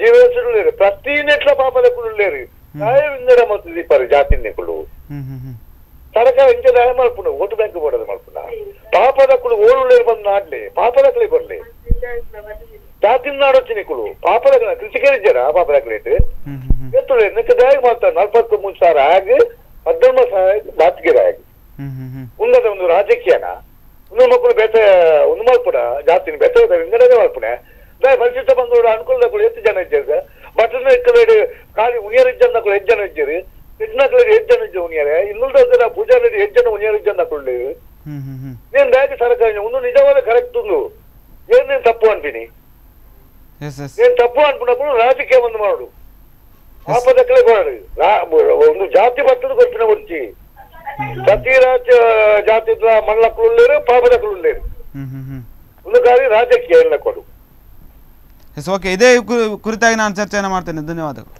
ಬಹಳ ಬಹಳ ಚೆನ್ನಾಗಿ ಹೇಳಿದ್ದಾರೆ ಇವತ್ತು ಜನಮಾನಸದಲ್ಲಿ ನಾನು ನಿಮಗೆ ಹಾಗೆ ಹೇಳಲಿಕ್ಕೆ ಹೊರಟದ್ದಿದೆ ಜನಮಾನಸದಲ್ಲಿ ಇರುವಂಥದ್ದು ಇದೆ ಯಾವುದೇ ಜಾತಿ ಇರಲಿ ಯಾವುದೇ ಇರಲಿ ಆ ಟ್ಯಾಲೆಂಟಲ್ಲಿರುವವರು ಆ ಕಷ್ಟದಲ್ಲಿರುವವರು ಆರ್ಥಿಕವಾಗಿ ಅವ್ರು ಹೇಳಿದಂಥ ಬಹಳ ದೊಡ್ಡ ಶಬ್ದ ಯಾವುದು ಹೇಳಿದರೆ ಆರ್ಥಿಕವಾಗಿ ಬಡವರು ಇರುವವರು ಎಲ್ಲ ಸಮಾಜದಲ್ಲಿದ್ದಾರೆ ಹಾಗಾಗಿ ಇವತ್ತು ದೇಶದಲ್ಲಿ ದೊಡ್ಡ ಕ್ರಾಂತಿಕಾರಿ ಹೆಜ್ಜೆ ಆಡಬೇಕು ಯಾವುದು ಅಂತ ಕೇಳಿದರೆ ಆರ್ಥಿಕದಲ್ಲಿ ಬಡವರಿದ್ದವರನ್ನು ಮೇಲೆ ತರಬೇಕು ಅವ್ರು ಹೇಳಿದ್ದು ನೋಡಿ ಎಷ್ಟು ಚೆನ್ನಾಗಿ ಹೇಳಿದ್ರು ಅವರು 43,000 ರೂಪಾಯಿ ಅವರಿಗೆ ಇಂಥದ್ದು ಅಂದರೆ ಇದು ಇವತ್ತು ಎಲ್ಲರ ಮನಸ್ಸಿನಲ್ಲಿ ಉಂಟು ಯಾರಿಗೆ ಹೇಳುವಂಥ ಒಂದು ಶಕ್ತಿ ಇರಲಿಲ್ಲ ಈ ಶಕ್ತಿಯನ್ನು ತುಂಬಿದವರು ಮೋದಿಯವರು ಹಾಗಾಗಿ ಆ ಒಂದು ಮೆಸೇಜ್ ಆ ಒಂದು ಸಂದೇಶ ಜನಮಾನಸದಲ್ಲಿ ಮುಟ್ಟಿದೆ ಅಂತ ಹೇಳಲಿಕ್ಕೆ ನಾನು ಇಚ್ಛೆ ಪಡ್ತೇನೆ ಮತ್ತು ಇನ್ನೊಂದು ಪ್ರಶ್ನೆಯನ್ನು ಕೇಳ್ತಾ ಇದ್ದೆ ನಾನು ಏನಂತಂದರೆ ಅಂಬೇಡ್ಕರ್ ಅವರು ಒಂದು ಮಾತನ್ನು ಹೇಳಿದರು ಈ ಒಂದು ಸಂವಿಧಾನವನ್ನು ಮಾಡುವಂಥ ಸಂದರ್ಭದಲ್ಲಿ ಈ ದಲಿತರೇನಿರ್ತಾರೆ ಅಥವಾ ಹಿಂದುಳಿದ ವರ್ಗಗಳೇನಿರ್ತಾರೆ ಅವರು ಒಂದು ಹಂತಕ್ಕೆ ಬಂದ ನಂತರ ಅವರ ಜೀವನ ಪದ್ಧತಿ ಒಂದು ಅಭಿವೃದ್ಧಿ ಆದ ನಂತರ ಈ ಒಂದು ಮೀಸಲಾತಿಯನ್ನು ತೆಗಿಬೇಕು ಅಂತಕ್ಕಂಥ ಒಂದು ಮಾತುಗಳನ್ನು ಹೇಳಿದರು ಅದೇ ಸಂದರ್ಭದಲ್ಲಿ ನಂತರ ಸ್ವಾತಂತ್ರ್ಯ ಆಯಿತು ಸಂವಿಧಾನಗಳೆಲ್ಲ ರಚನೆ ಆಯಿತು ಎಲ್ಲ ಆಯಿತು 40 ವರ್ಷಗಳ ಕಾಲ ಕಾಂಗ್ರೆಸ್ ಆಡಳಿತ ಕೂಡ ಮಾಡ್ತು ಅಂಥ ಸಂದರ್ಭದಲ್ಲಿ ಯಾಕೆ ಮೀಸಲಾತಿಯನ್ನು ತೆಗಿಲಿಲ್ಲ ಒಂದು ಹಂತದವರೆಗೆ ದಲಿತರನ್ನು ತರುವ ನಿಟ್ಟಿನಲ್ಲಿ ಕಾಂಗ್ರೆಸ್ ವಿಫಲ ಆಯಿತಾ ಅಂತಕ್ಕಂಥದ್ದು ಸುಲಭ ಇಲ್ಲ ಅದು ಇವತ್ತು ನಮಗೆ ಸ್ವಾತಂತ್ರ್ಯ ಸಿಗುವಾಗ ಏನು 30 ಕೋಟಿ ಜನಸಂಖ್ಯೆ ಇದ್ರೂ ಕೂಡ ಒಂದು ಕೇರಿಗೆ ಒಂದು ಟೆಲಿಫೋನ್ ಇರಲಿಲ್ಲ ಒಂದು ಕರೆಂಟ್ ಇರಲಿಲ್ಲ ಕೆಲವೇ ಗ್ರಾಮಗಳಿಗೆ ಬಿಟ್ಟರೆ ಕರೆಂಟ್ ಇರಲಿಲ್ಲ ಎಷ್ಟು ಕಷ್ಟದ ಪರಿಸ್ಥಿತಿಯಲ್ಲಿತ್ತು ಉಡುಪಿಯಿಂದ ಮಂಗಳೂರಿಗೆ ಹೋಗಬೇಕಾದ್ರೆ 8 ಸೇತುವೆಗಳನ್ನು ದಾಟಿ ಹೋಗಬೇಕಿತ್ತು ಅಂಥ ಪರಿಸ್ಥಿತಿ ಎಲ್ಲ ಆಗಿತ್ತು ಇದೆಲ್ಲವೂ ಕೂಡ ನಾವು ಹೇಳಿದ ಕೂಡಲೇ ಬೆಳಿಗ್ಗೆ ರಾತ್ರಿ ಆಗೋದೊಳಗೆ ಇದೆಲ್ಲ ಆಗೋದಲ್ಲ ವರ್ಷ ಹೋದ ಹಾಗೆ ಪರಿಸ್ಥಿತಿಗೆ ಹೊಂದಿಕೊಂಡು ಆರ್ಥಿಕ ಪರಿಸ್ಥಿತಿಯನ್ನು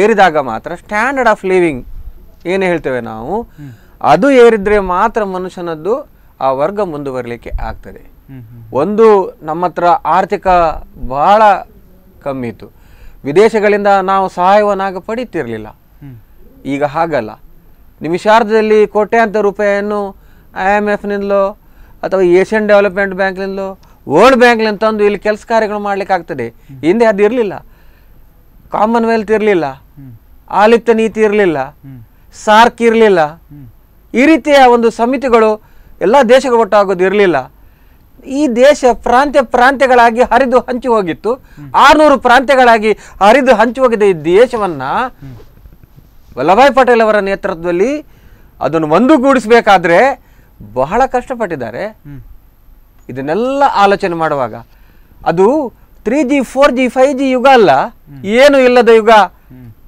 ಅಂತ ಸಂದರ್ಭದಲ್ಲಿ ನಿಮಗೆ ಕಷ್ಟ ಆಯಿತು ಸುಲಭ ಇಲ್ಲ ಅದನ್ನ ಮತ್ತೆ ಇವರು ಆಗೊಬ್ರು ಹೇಳಿದ್ರು ಎಷ್ಟು ಅವನಿಗೆ ಇದು ಕಟ್ಟುವಾಗ 43,000 ಹೌದು ಆತ ಆರ್ಥಿಕವಾಗಿ ಸಾಮಾಜಿಕವಾಗಿ ಶೈಕ್ಷಣಿಕವಾಗಿ ಅವನಿಗೆ ಹಿಂದೆ ಇದ್ದಾನೆ ಅದಕ್ಕೋಸ್ಕರ ಅವನಿಗೆ ಕೊಟ್ಟಿದೆ ಮತ್ತೆ ಏನೂ ಅಲ್ಲ ಈತ ಸ್ವಲ್ಪ ಸಮರ್ಥನಿದ್ದಾನೆ ಅದಕ್ಕೆ ಇವನಿಗೆ ಕಮ್ಮಿ ಕೊಟ್ಟಿದೆ ನೆನಪಿನಲ್ಲಿದೆ ಆತ ಆರ್ಥಿಕವಾಗಿ ಹಿಂದುಳಿದಿದ್ದಾನೆ ಆರ್ಥಿಕವಾಗಿ ಸಾಮಾಜಿಕವಾಗಿ ಶೈಕ್ಷಣಿಕ ಅದಕ್ಕೆ ಕೊಟ್ಟದ್ದು ಇಲ್ಲದ ಅವನಿಗೆ ಅಷ್ಟು ಸಿಗುವುದಿಲ್ಲ ಅದು ಯಾವಾಗಲೂ ಅಲ್ಲ ಮೀಸಲಾತಿ ಪರ್ಮನೆಂಟ್ ಅಂತ ಯಾರೂ ಎಣಿಸ್ಬೇಕಂತಿಲ್ಲ ಮುಂದಿನ ದಿನಗಳಲ್ಲಿ ಕೆನೆ ಪದರ ಏನು ಸುಪ್ರೀಂ ಕೋರ್ಟ್ ಹೇಳಿದಾಗ ಉಚ್ಚ ನ್ಯಾಯಾಲಯ ಹೇಳಿದ ಹಾಗೆ ಕೆನೆ ಪದರವನ್ನು ತೆಗಿಬೇಕು ಏಕೆ ಒಂದು ಹಿಂದುಳಿದ ವರ್ಗದಲ್ಲಿ ಅಥವಾ SC STಯಲ್ಲಿ ಯಾವ ಜಾತಿ ಮುಂದುವರೆದಿದೆ ಅಂತ ಒಂದು ಸರ್ವೆ ಮಾಡ್ತಾರೆ ಆ ಜಾತಿ ಮುಂದುವರೆದಾಗ ಆ ಜಾತಿಯನ್ನು ಬಿಟ್ಟು ಉಳಿದ ಜಾತಿಯಲ್ಲಿ ಯಾರು ಹಿಂದುಳಿದಿದ್ದಾರೆ ಅವರಿಗೆ ಈ ಮೀಸಲಾತಿಯ ಉಪಯೋಗವನ್ನು ಕೊಟ್ಟಾಗ ಮಾತ್ರ ಇದು ಸರಿಯಾಗಿರ್ತದೆ ಈ ಮೀಸಲಾತಿಯ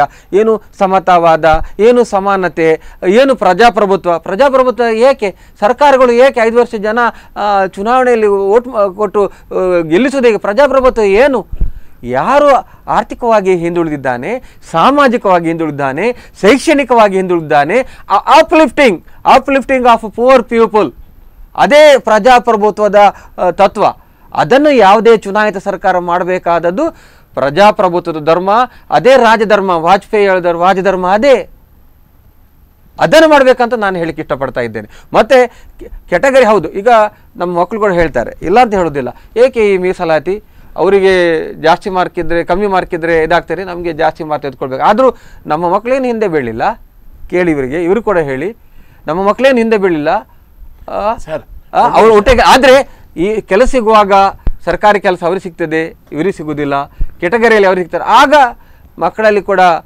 ತಳಮಳ ಆಗೋದು ಸಹಜ. ಇದು ಎಲ್ಲವೂ ಕೂಡ ಅನುಭವಕ್ಕೆ ಬರ್ದಿದೆ. ಈಗಿನ ಕೆಟಗರಿಯವರು ಯಾವುದೇ ಮೀಸಲಾತಿಯನ್ನು ಬಯಸುವುದಿಲ್ಲ. ಈಗಿನ ಜನರೇಷನ್ ಏನು 3G 4G ಹೇಳ್ತಿಲ್ಲ, ಜನರೇಷನ್ ಬಯಸುವುದಿಲ್ಲ. ಈಗ ಏನಾಗ್ತದೆ, ಒಂದು ವಿಷಯದಲ್ಲಿ ನಾನು ಹೇಳಿಕ್ಕೆ ಇಷ್ಟಪಡ್ತಾ ಇದ್ದೇನೆ ಹೇಳಿದರೆ, ಇವತ್ತು ಏನು ಇಷ್ಟು ನಾವು ವಿದ್ಯುನ್ಮಾನದಲ್ಲಿ ಮುಂದುವರೆದಿದ್ದೇವೆ, ಇಂಟರ್ನೆಟ್ಗಳಿವೆ, ಅಂತರ್ಜಾಲಗಳಿವೆ, ಬೇಕಾದಷ್ಟು ಕಂಪ್ಯೂಟರ್ ಯುಗ. ಆದ್ದರಿಂದ ಇವತ್ತು ಇನ್ನಿನ್ನು ನಾವು ಈ ಒಂದು ಮೀಸಲಾತಿಯ ಹಿಂದೆ ಹೋಗದೆ ಯಾರು ಸಮರ್ಥರಿದ್ದಾರೆ ಅವರಿಗೆ ಒಂದು ಅವಕಾಶವನ್ನು ಕೊಡೋ ದಿನಗಳು ಮುಂದೆ ಬರಲಿ ಅಂತ ನಾನು ಕಾಯ್ತಾ ಇದ್ದೇನೆ. ಅದನ್ನು ಕೂಡ ಈ ಕುರಿತಾಗಿ ನೀವೇನು ಅಂತಂದ್ರೆ ಯಾವುದೇ ಪೂರಕವಾದಂತಹ ಸ್ವಾತಂತ್ರ್ಯ ನಂತರದ ವಿಚಾರಗಳನ್ನು ಹೇಳಿದರು. ಅವರಿಗೆ ಮರ್ತೋಯ್ತು ಅಂತ ಭಾವಿಸ್ತೇನೆ. ನನಗಿಂತ ಬಹಳ ಹಿರಿಯರು ಅವರು ರಾಜಕೀಯದಲ್ಲಿ 2003ರಿಂದ 2013ರ ತನಕ, ಅದೆಲ್ಲ ಬಿಡಿ, ಸಾರ್ತಿ ಕೀರ್ತಿ ಎಲ್ಲ ಬಿಡಿ, ಆಗ್ಲೂ ಸಾರ್ತಿ ಇತ್ತು, ಆಗ್ಲೂ ADB ಇತ್ತು, ಆಗ್ಲೂ ಎಲ್ಲವೂ ಇತ್ತು. 10 ವರ್ಷಗಳ ಸ್ವಾತಂತ್ರ್ಯ ಪೂರ್ವ ಬಂದಾಗ ನೆಹರೂರವರು ದೇಶದ ಪ್ರಧಾನಿ ಆದಾಗ ಅದೆಲ್ಲ ಇರ್ಲಿಲ್ಲ ಸ್ವಾಮಿ, ಅದೆಲ್ಲ ಬಂಧಗಳು. ಅದೇ ಹೇಳಿದ್ನ 2003ರಿಂದ 2010 ಅವ್ರು ಬಹಳ ನೆನಪಿದೆ ಅವರಿಗೆ. 2G 3G 4G ಕರೆಕ್ಟ್ ಅವ್ರಿಗೆ ನೆನಪಿರ್ಲೇಬೇಕು. ಯಾಕೆ ಹೇಳಿದ್ರೆ ಈ 3G 2G 3G ಯಲ್ಲಿ ಬಹಳಷ್ಟು 10 ವರ್ಷಗಳ ಕಾಲ ಬಹಳಷ್ಟು ದೊಡ್ಡ ಹಗರಣ ಮಾಡಿರ್ತಕ್ಕಂಥ ಒಂದು ಸರ್ಕಾರ. ಮತ್ತೊಂದು ಅತ್ಯಂತ ಯಶಸ್ವಿ ಅವರದ್ದು ಅಂತ ಹೇಳಿದ್ರೆ, ಒಂದು ನೀರಿನಲ್ಲಿಯೂ, ಒಂದು ಆಕಾಶದಲ್ಲಿಯೂ, ಭೂಮಿಯಲ್ಲಿಯೂ, ಈ ಮೂರರಲ್ಲಿ ಕೂಡ ಒಂದು ಭ್ರಷ್ಟಾಚಾರ ಆಗಿರ್ತಕ್ಕಂಥ ಆ ಸಂದರ್ಭ. ಅದೆಲ್ಲ ಈಗ ನಾನು ವಿಚಾರವನ್ನು ಹೇಳಿದವರು 2G 3G. ನಾನು ರಫೇಲ್ ಬಗ್ಗೆ ಮಾತಾಡ್ಬೇಕಾಗ್ತದೆ, ನಾನು ವಿಷಯಗಳು ಚೇಂಜ್ ಮಾಡಿ ಇವತ್ತು ಮಾತಾಡ್ತೇನೆ, ನಾನು ಕೂಡ ಮಾತಾಡ್ತೇನೆ. ನೀವು ಅದು ನಾನು ರಫೇಲ್ ಬಗ್ಗೆ ಮಾತಾಡ್ತೇನೆ, ಸುಪ್ರೀಂ ಕೋರ್ಟ್ ಬಿಡಿ, ಅದೆಲ್ಲ ಬಿಡಿ, ಮಾತಾಡ್ಬೇಕಾಗ್ತದೆ. ಸುಪ್ರೀಂ ಕೋರ್ಟ್ ಡಿಸಿಷನ್ ಕೊಟ್ಟಾಗಿದೆ. ಇನ್ನು ನೀವು ಎಷ್ಟೇ ರಫೇಲ್ ಹೇಳಿ, ಆ ರಫೇಲ್ ಅನ್ನು ಹಿಡ್ಕೊಂಡೇ ಬಿಜೆಪಿ ಅಧಿಕಾರಕ್ಕೆ ಬರ್ತದೆ. ಮೊನ್ನೆ ನಿರ್ಮಲಾ ಸೀತಾರಾಮನ್ ಲೋಕಸಭೆಯಲ್ಲಿ ಹೇಳಿದ್ದಾರೆ, ಅದನ್ನು ನಾನು ಉಚ್ಚಾರ ಮಾಡ್ತೇನೆ. ಆ ರಫೇಲ್ ಅನ್ನು ಹಿಡ್ಕೊಂಡೆ. ಯಾಕೆ ಹೇಳಿ, ನಿಮ್ಗೆ ತಪ್ಪಿಲ್ಲ, ನಾನು ಹೇಳ್ತೇನೆ. ಯಾಕೆ ಹೇಳಿದ್ರೆ, ನೀವು ಎಲ್ಲಗಳಲ್ಲಿ ಕೂಡ ದಲ್ಲಾಳಿಗಳನ್ನ, ಕಮಿಷನ್ಗಳನ್ನ ಹಿಡ್ಕೊಂಡೇ ಸರ್ಕಾರ ಮಾಡಿದೆ 10 ವರ್ಷ. ನಿಮಗೆ ಆಶ್ಚರ್ಯ, ಅಯ್ಯೋ ದೇವರೇ, ನಾವು ಇಷ್ಟು ವರ್ಷ ದಲ್ಲಾಳಿಗಳನ್ನು ಹಿಡ್ಕೊಂಡು ಇದು ಮಾಡಿದ್ದೇವೆ, 5 ವರ್ಷದಲ್ಲಿ ಬಿಜೆಪಿ ಹೇಗೆ ಮಾಡಿತ್ತು ಅಂತ ಹೇಳೋದು ಸಹಜ.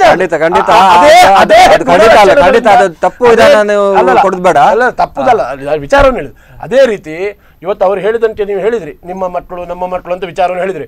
ನೋಡಿ, ಇಲ್ಲಿ ಮಕ್ಕಳ ಟ್ಯಾಲೆಂಟ್ ಅದು ಬೇರೆ ವಿಷಯ. ಇಲ್ಲಿ ವಿಷಯ ಇರುವಂಥದ್ದು ಏನು ಹೇಳಿದ್ರೆ, ಆರ್ಥಿಕವಾಗಿ ದುರ್ಬಲ ಇರುವವರು.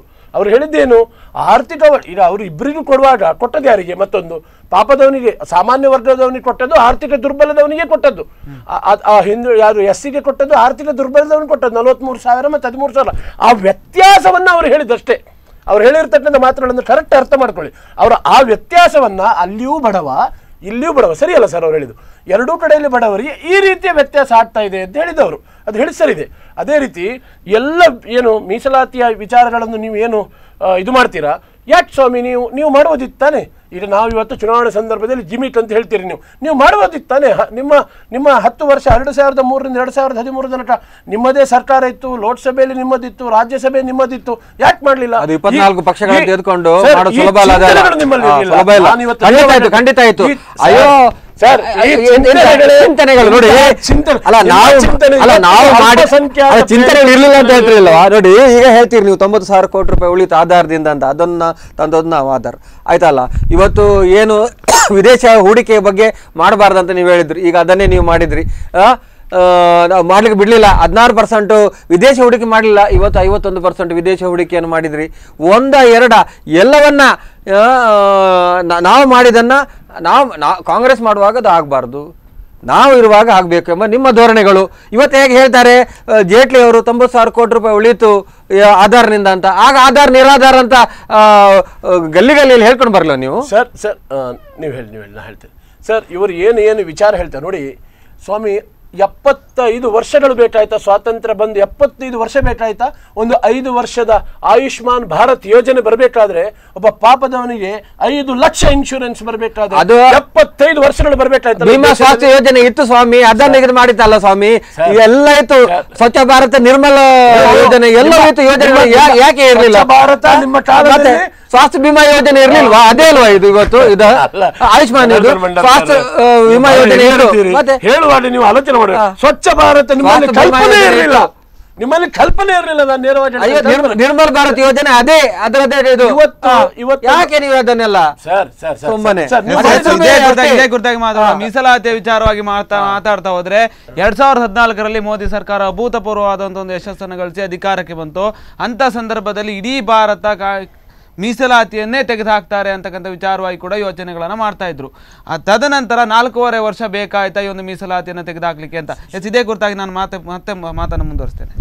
ವೀಕ್ಷಕರು ಈಗಲೇ ಮಾತಾಡ್ತಾ ಇರುವಾಗ ಈ ಒಂದು ಮೀಸಲಾತಿಯ ಕುರಿತಾಗಿ ಚರ್ಚೆಗಳು ನಡೀತಾ ಇದೆ.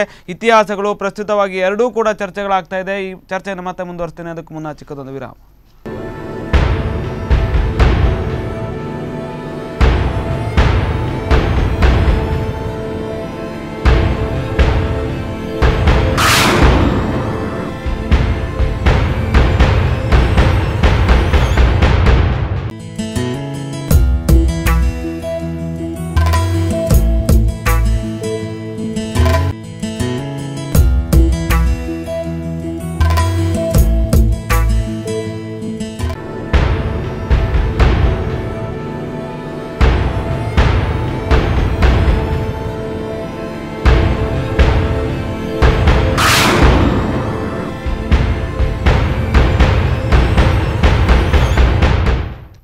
ವಿರಾಮದ ನಂತರ ಕರೆಂಟ್ ಅಫೇರ್ಸ್ಗೆ ಮತ್ತೆ ಸ್ವಾಗತ. ನಾವು ಮಾತಾಡ್ತಾ ಇದ್ದೀವಿ. ಮತ್ತೆ ವಿರಾಮದ ತೆಗೆದುಕೊಳ್ಳೋದಕ್ಕಿಂತ ಮುಂಚೆ ಒಂದು ಪ್ರಶ್ನೆಯನ್ನು ಕೇಳಿದ್ದೆ ರಾಘವೇಂದ್ರ ಕಿಣಿ ಅವರಿಗೆ.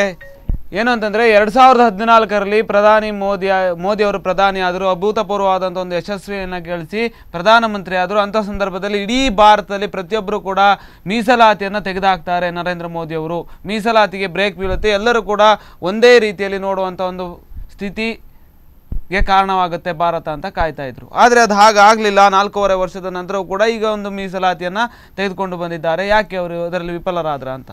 ಸರ್, ನರೇಂದ್ರ ಮೋದಿ ಅವರ ಸರ್ಕಾರ ಬಂದ ನಂತರ ಅವ್ರ ಬಗ್ಗೆ ಬೇಕಾದಷ್ಟು ಅಪವಾದಗಳು ಬಂದಿದೆ.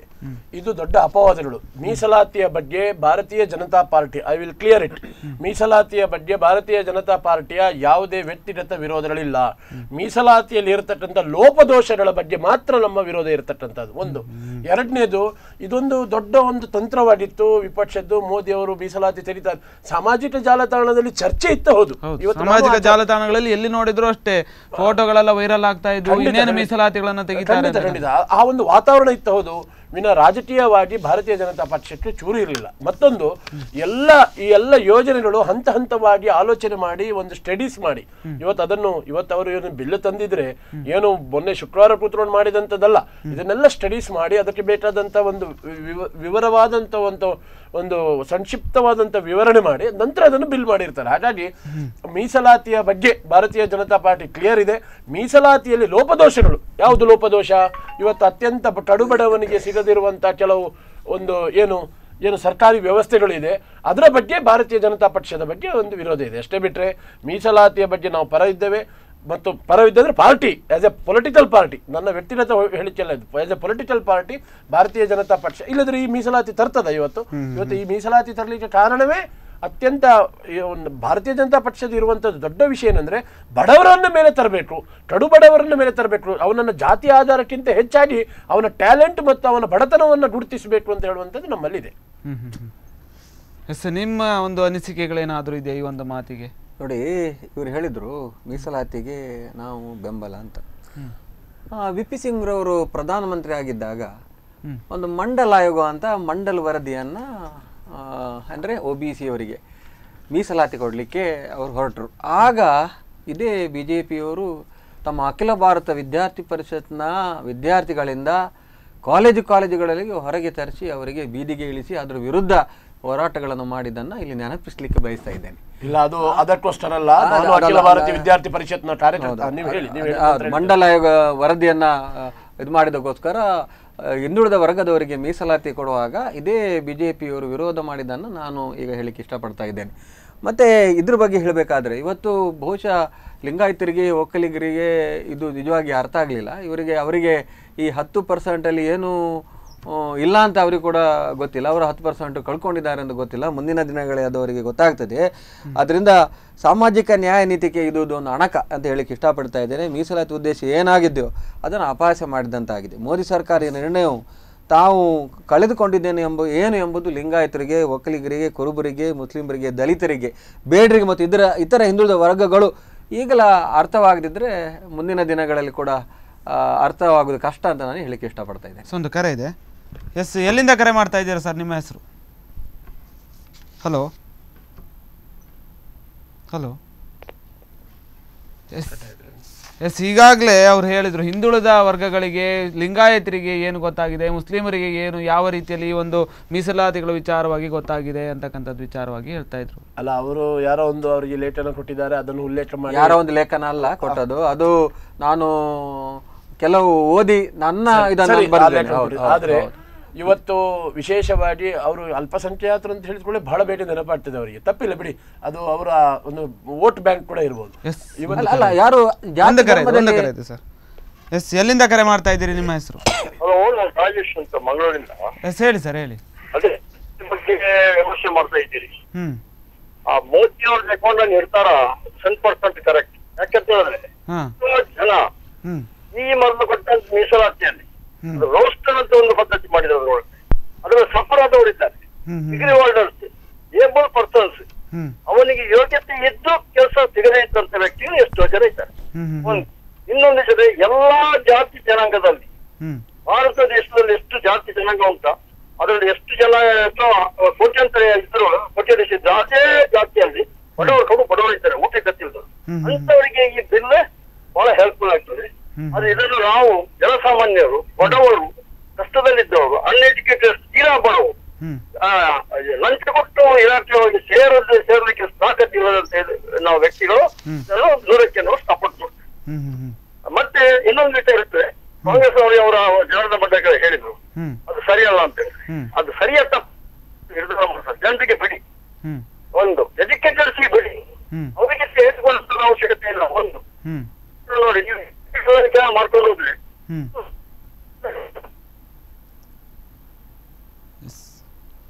ಕರೆ ಕಟ್ಟಾಗಿದೆ, ಕೇಳ್ತಾ ಇರಲಿಲ್ಲ ಸರಿಯಾಗಿ. ಅವರು ನೋಡಿ, ಇವತ್ತು ಬಹಳ ನಾನು ಖುಷಿಯಲ್ಲಿ ಕೂಡ ಹೇಳ್ತೇನೆ. ಆಗ ಫೋನ್ ಮಾಡಿದವರು ನಿಮ್ಮ ಹತ್ರ ಪೂಜಾರು ಅಂತ ಅವರ ಹೆಸರು ಹೇಳಿದ್ರು. ನೋಡಿ, ಇದು ಇವತ್ತು ಭಾರತ ದೇಶದ ಬಹಳ ದೊಡ್ಡ ಒಂದು ಸಾಧನೆ, ಬಹಳ ದೊಡ್ಡ ಹೆಮ್ಮೆ ಅಂತ ಹೇಳಿ. ಇವತ್ತು ಈ ಮೇಲ್ವರ್ಗಕ್ಕೆ ಕೊಡ್ತಕ್ಕಂಥ ಏನೊಂದು ಇದು ಮೋದಿಯ ಒಂದು ನಿರ್ಧಾರ ಇದೆ, ಇದು ಹಿಂದುಳಿದ ವರ್ಗದವರು ಕೂಡ ಅಥವಾ ಒಂದು SC ವರ್ಗ ಕೂಡ ಒಪ್ತಾ ಇದೆ. ಇವತ್ತು ಕಾಂಗ್ರೆಸ್ ಒಪ್ತದ ಬಿಡ್ತದ ಬೇರೆ ವರ್ಗದವರು ಕೂಡ ಹೌದಪ್ಪ, ಆ ಮೇಲ್ವರ್ಗದಲ್ಲಿ ಟ್ಯಾಲೆಂಟ್ ಇದ್ದವರಿಗೆ ಈ ರೀತಿ ಆಗಿದೆ, ಮೇಲ್ವರ್ಗದಲ್ಲಿ ಅತ್ಯಂತ ಕಡುಬಡವನಾಗಿದ್ದವನಿಗೆ ಅವನಿಗೆ ಒಂದು ತನ್ನ ಜೀವನದಲ್ಲಿ ಒಂದು ಅವಕಾಶ ಆಗಲಿಲ್ಲ ಅಂತ ಹೇಳುವಂಥದ್ದು ಇದೆ. ಹಾಗಾಗಿ ಇದು ಒಂದು ಬಹಳ ದೊಡ್ಡ ಒಂದು ಪ್ಲಸ್ ಅಂತ ಹೇಳುವಂಥದ್ದನ್ನು ನಾನು ಹೇಳಿಕ್ಕೆ ಇಚ್ಛೆ ಪಡ್ತೇನೆ. ಮತ್ತೆ ಅವರು ಒಂದು ಆಗ ಹೇಳಿದ್ರು, ನಾನು ಆಗ ಅಖಿಲ ಭಾರತೀಯ ವಿದ್ಯಾರ್ಥಿ ಪರಿಷತ್ನ ಕಾರ್ಯಕರ್ತನಾಗಿದ್ದೆ. ನೋಡಿ, ಮಂಡಲ್ ಅದು ಏನು VP ಸಿಂಗ್ರ ಕಾಲದಲ್ಲಿ ಆದಂಥ ಚಳುವಳಿಯಲ್ಲಿ ಅಲ್ಲಿ ಹಲವಾರು ಲೋಪದೋಷಗಳಿತ್ತು.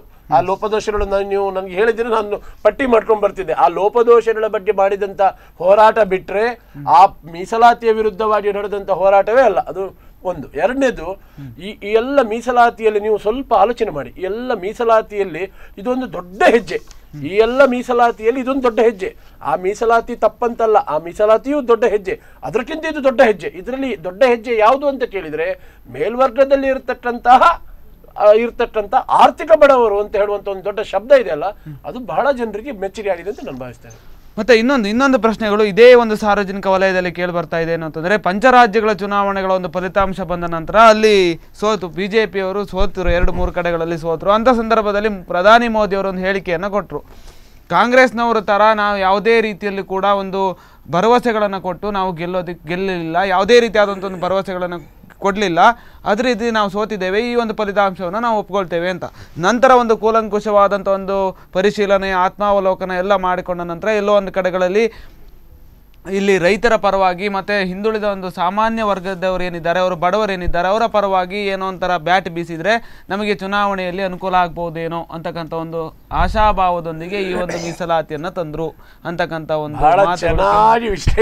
ಹೇಳಿದಲ್ಲ. ಉತ್ತರ ಪ್ರದೇಶದಲ್ಲಿ ಜಾಟರು ಇದ್ದಾರೆ, ತುಂಬ ಬನಿಯಾಸಿದ್ದಾರೆ. ಅದರಿಂದ ಅದು ಚುನಾವಣೆ ಗಿಮಿಕ್ಕೆ ಮತ್ತೇನಲ್ಲ, ಅವ್ರು ಹೇಳಿ ಒಪ್ಪಿಕೊಂಡಿದ್ದಾರೆ. ಆಗ್ಲೇ ಹೇಳಿದ್ರು ಅವರು, ಇನ್ನು ಉತ್ತರ ಪ್ರದೇಶದಲ್ಲಿ ನಾವು 74 ಸೀಟ್ ಬರ್ತದೆ, ಅದೆಲ್ಲ ಅವರು ಉತ್ತರ ಪ್ರದೇಶದವನ್ನೇ ಗಮನಕ್ಕೆ ತೆಗೆದುಕೊಂಡು ಇದು ಮಾಡಿದಾಗಿದ್ದೇ ಅವರು ಹೇಳಿದಾಗ. ಅಲ್ಲ, ಯಾಕೆ ಅಂತಂದ್ರೆ ಅದೇ ಬಿಜೆಪಿ ಅವರಿಗೆ 2014ರಲ್ಲಿ ವೋಟ್ ಬಂದಿದ್ದು ಕೂಡ ಮೇಲ್ಜಾತಿಯವರಿಂದನೇ ವೋಟ್ ಬಂದಿದೆ, ಬ್ರಾಹ್ಮಣರು, ರಜಪೂತರು. ಹಾಗೇನಿಲ್ಲ, ಅದಕ್ಕೋಸ್ಕರ ಅವರಿಗೆ ಒಂದು ಮಾಡಬೇಕು. ಜನಾರ್ದನ್ ಭಂಡಾರ್ಕರ್ ಒಂದು ನೆನಪು ಮಾಡಬೇಕು, 284 ಬಿಜೆಪಿಯ ಸಂಸದರಲ್ಲಿ 127 ಜನ ಹಿಂದುಳಿದ ವರ್ಗದಿಂದ ಬಂದವರು. ಇವತ್ತು ಮೋದಿ ಅವರನ್ನು ಸೇರಿ ಇದಕ್ಕಿಂತ ದೊಡ್ಡ ಅಂಕಿಅಂಶ ದೇಶಕ್ಕೆ ಬೇಕಾಗಿಲ್ಲ. ಆದ್ರೆ ನೀವು ಹೇಳಿದಂತ ನೋಡಿ, ಪಂಚರಾಜ್ಯದಲ್ಲಿ ಚುನಾವಣೆ, ಇದೆಲ್ಲ ನೀವು ನಿಮ್ಮ ಮಾಧ್ಯಮದ ಒಂದು ಬಹಳ ದೊಡ್ಡ ವಿಶ್ಲೇಷಣೆ. ಇವತ್ತು ನನ್ನಂತ ಕಾರ್ಯಕರ್ತನ ಹತ್ರ ಕೇಳಿದ್ರೆ ಜನಾರ್ದನ್ ಭಂಡಾರ್ಕರ್ ಸಹ ಹಾಗೆ, ನನ್ನ ಹಾಗೆ ಅವರು ಸ್ವಲ್ಪ ಆ ಪಾರ್ಟಿಯಲ್ಲಿ ರಾಜಕೀಯದಲ್ಲಿ ಸೋಲು ಗೇಲು ಅಂತ ಹೇಳುವಂತದ್ದು ನಮ್ಗೆ ಅಟಲ್ಜಿ ಅವರು ಹೇಳ್ತಾರೆ, ನಾ ಪಲಾಯನಂ ನಾ ಅಧೈರ್ಯಂ. ಪಲಾಯನ ಮಾಡುವ ಪ್ರಶ್ನೆ ಇಲ್ಲ, ಅಧೈರ್ಯದ ಪ್ರಶ್ನೆ ಇಲ್ಲ. ಹಾಗಾಗಿ ಅದನ್ನ ಎದುರಿಸುವಂತ ಮತ್ತೆ ಅಲ್ಲಿ ನೋಡಿ, ಎಲ್ಲಿ ಮಧ್ಯಪ್ರದೇಶನಲ್ಲಿ ಈಗ ಕಾಂಗ್ರೆಸ್ ಸರ್ಕಾರ ಬಂತು, ಬಿಜೆಪಿ ಮತ್ತು ನೀವು ಕಾಂಗ್ರೆಸ್ನ ಪರ್ಸೆಂಟೇಜ್ಗಳನ್ನು ನೋಡಿ, ಇದೆಲ್ಲ ನೋಡಿದ್ರೆ ನಮಗೆ ಆ ಚುನಾವಣೆಗೂ ಕೇಂದ್ರದ ನಾಡ್ದು ನಡೀತಕ್ಕಂಥ 2019ರ ಚುನಾವಣೆ ಏನೂ ಸಂಬಂಧ ಇಲ್ಲ.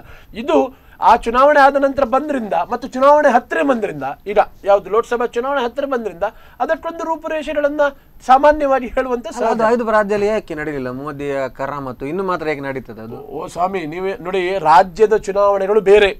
ಹಾಗೆ ನೀವು ಹೇಳಿಕ್ಕೆ ಹೋದ್ರೆ ಕರ್ನಾಟಕದ ಹಾಗೆ ರಾಜ್ಯ ಚುನಾವಣೆ ಬೇರೆ, ಲೋಕಸಭೆಯದ್ದು ಬೇರೆ. ಲೋಕಸಭೆಯ ಚುನಾವಣೆ ನೀವು ನೋಡಿ ನೋಡುವ. ಮತ್ತೆ ರಾಜ್ಯದ ಚುನಾವಣೆಯಲ್ಲಿ ಕೂಡ ನೀವು ಹೇಳಲಿಕ್ಕೆ ನಿಮ್ಮದು ಒಂದು ರಾಜ್ಯ ಹೋಗಿದೆ, 5 ರಾಜ್ಯದಲ್ಲಿ ನಿಮ್ಮ ಒಂದು ರಾಜ್ಯ ಹೋಗಿದೆ.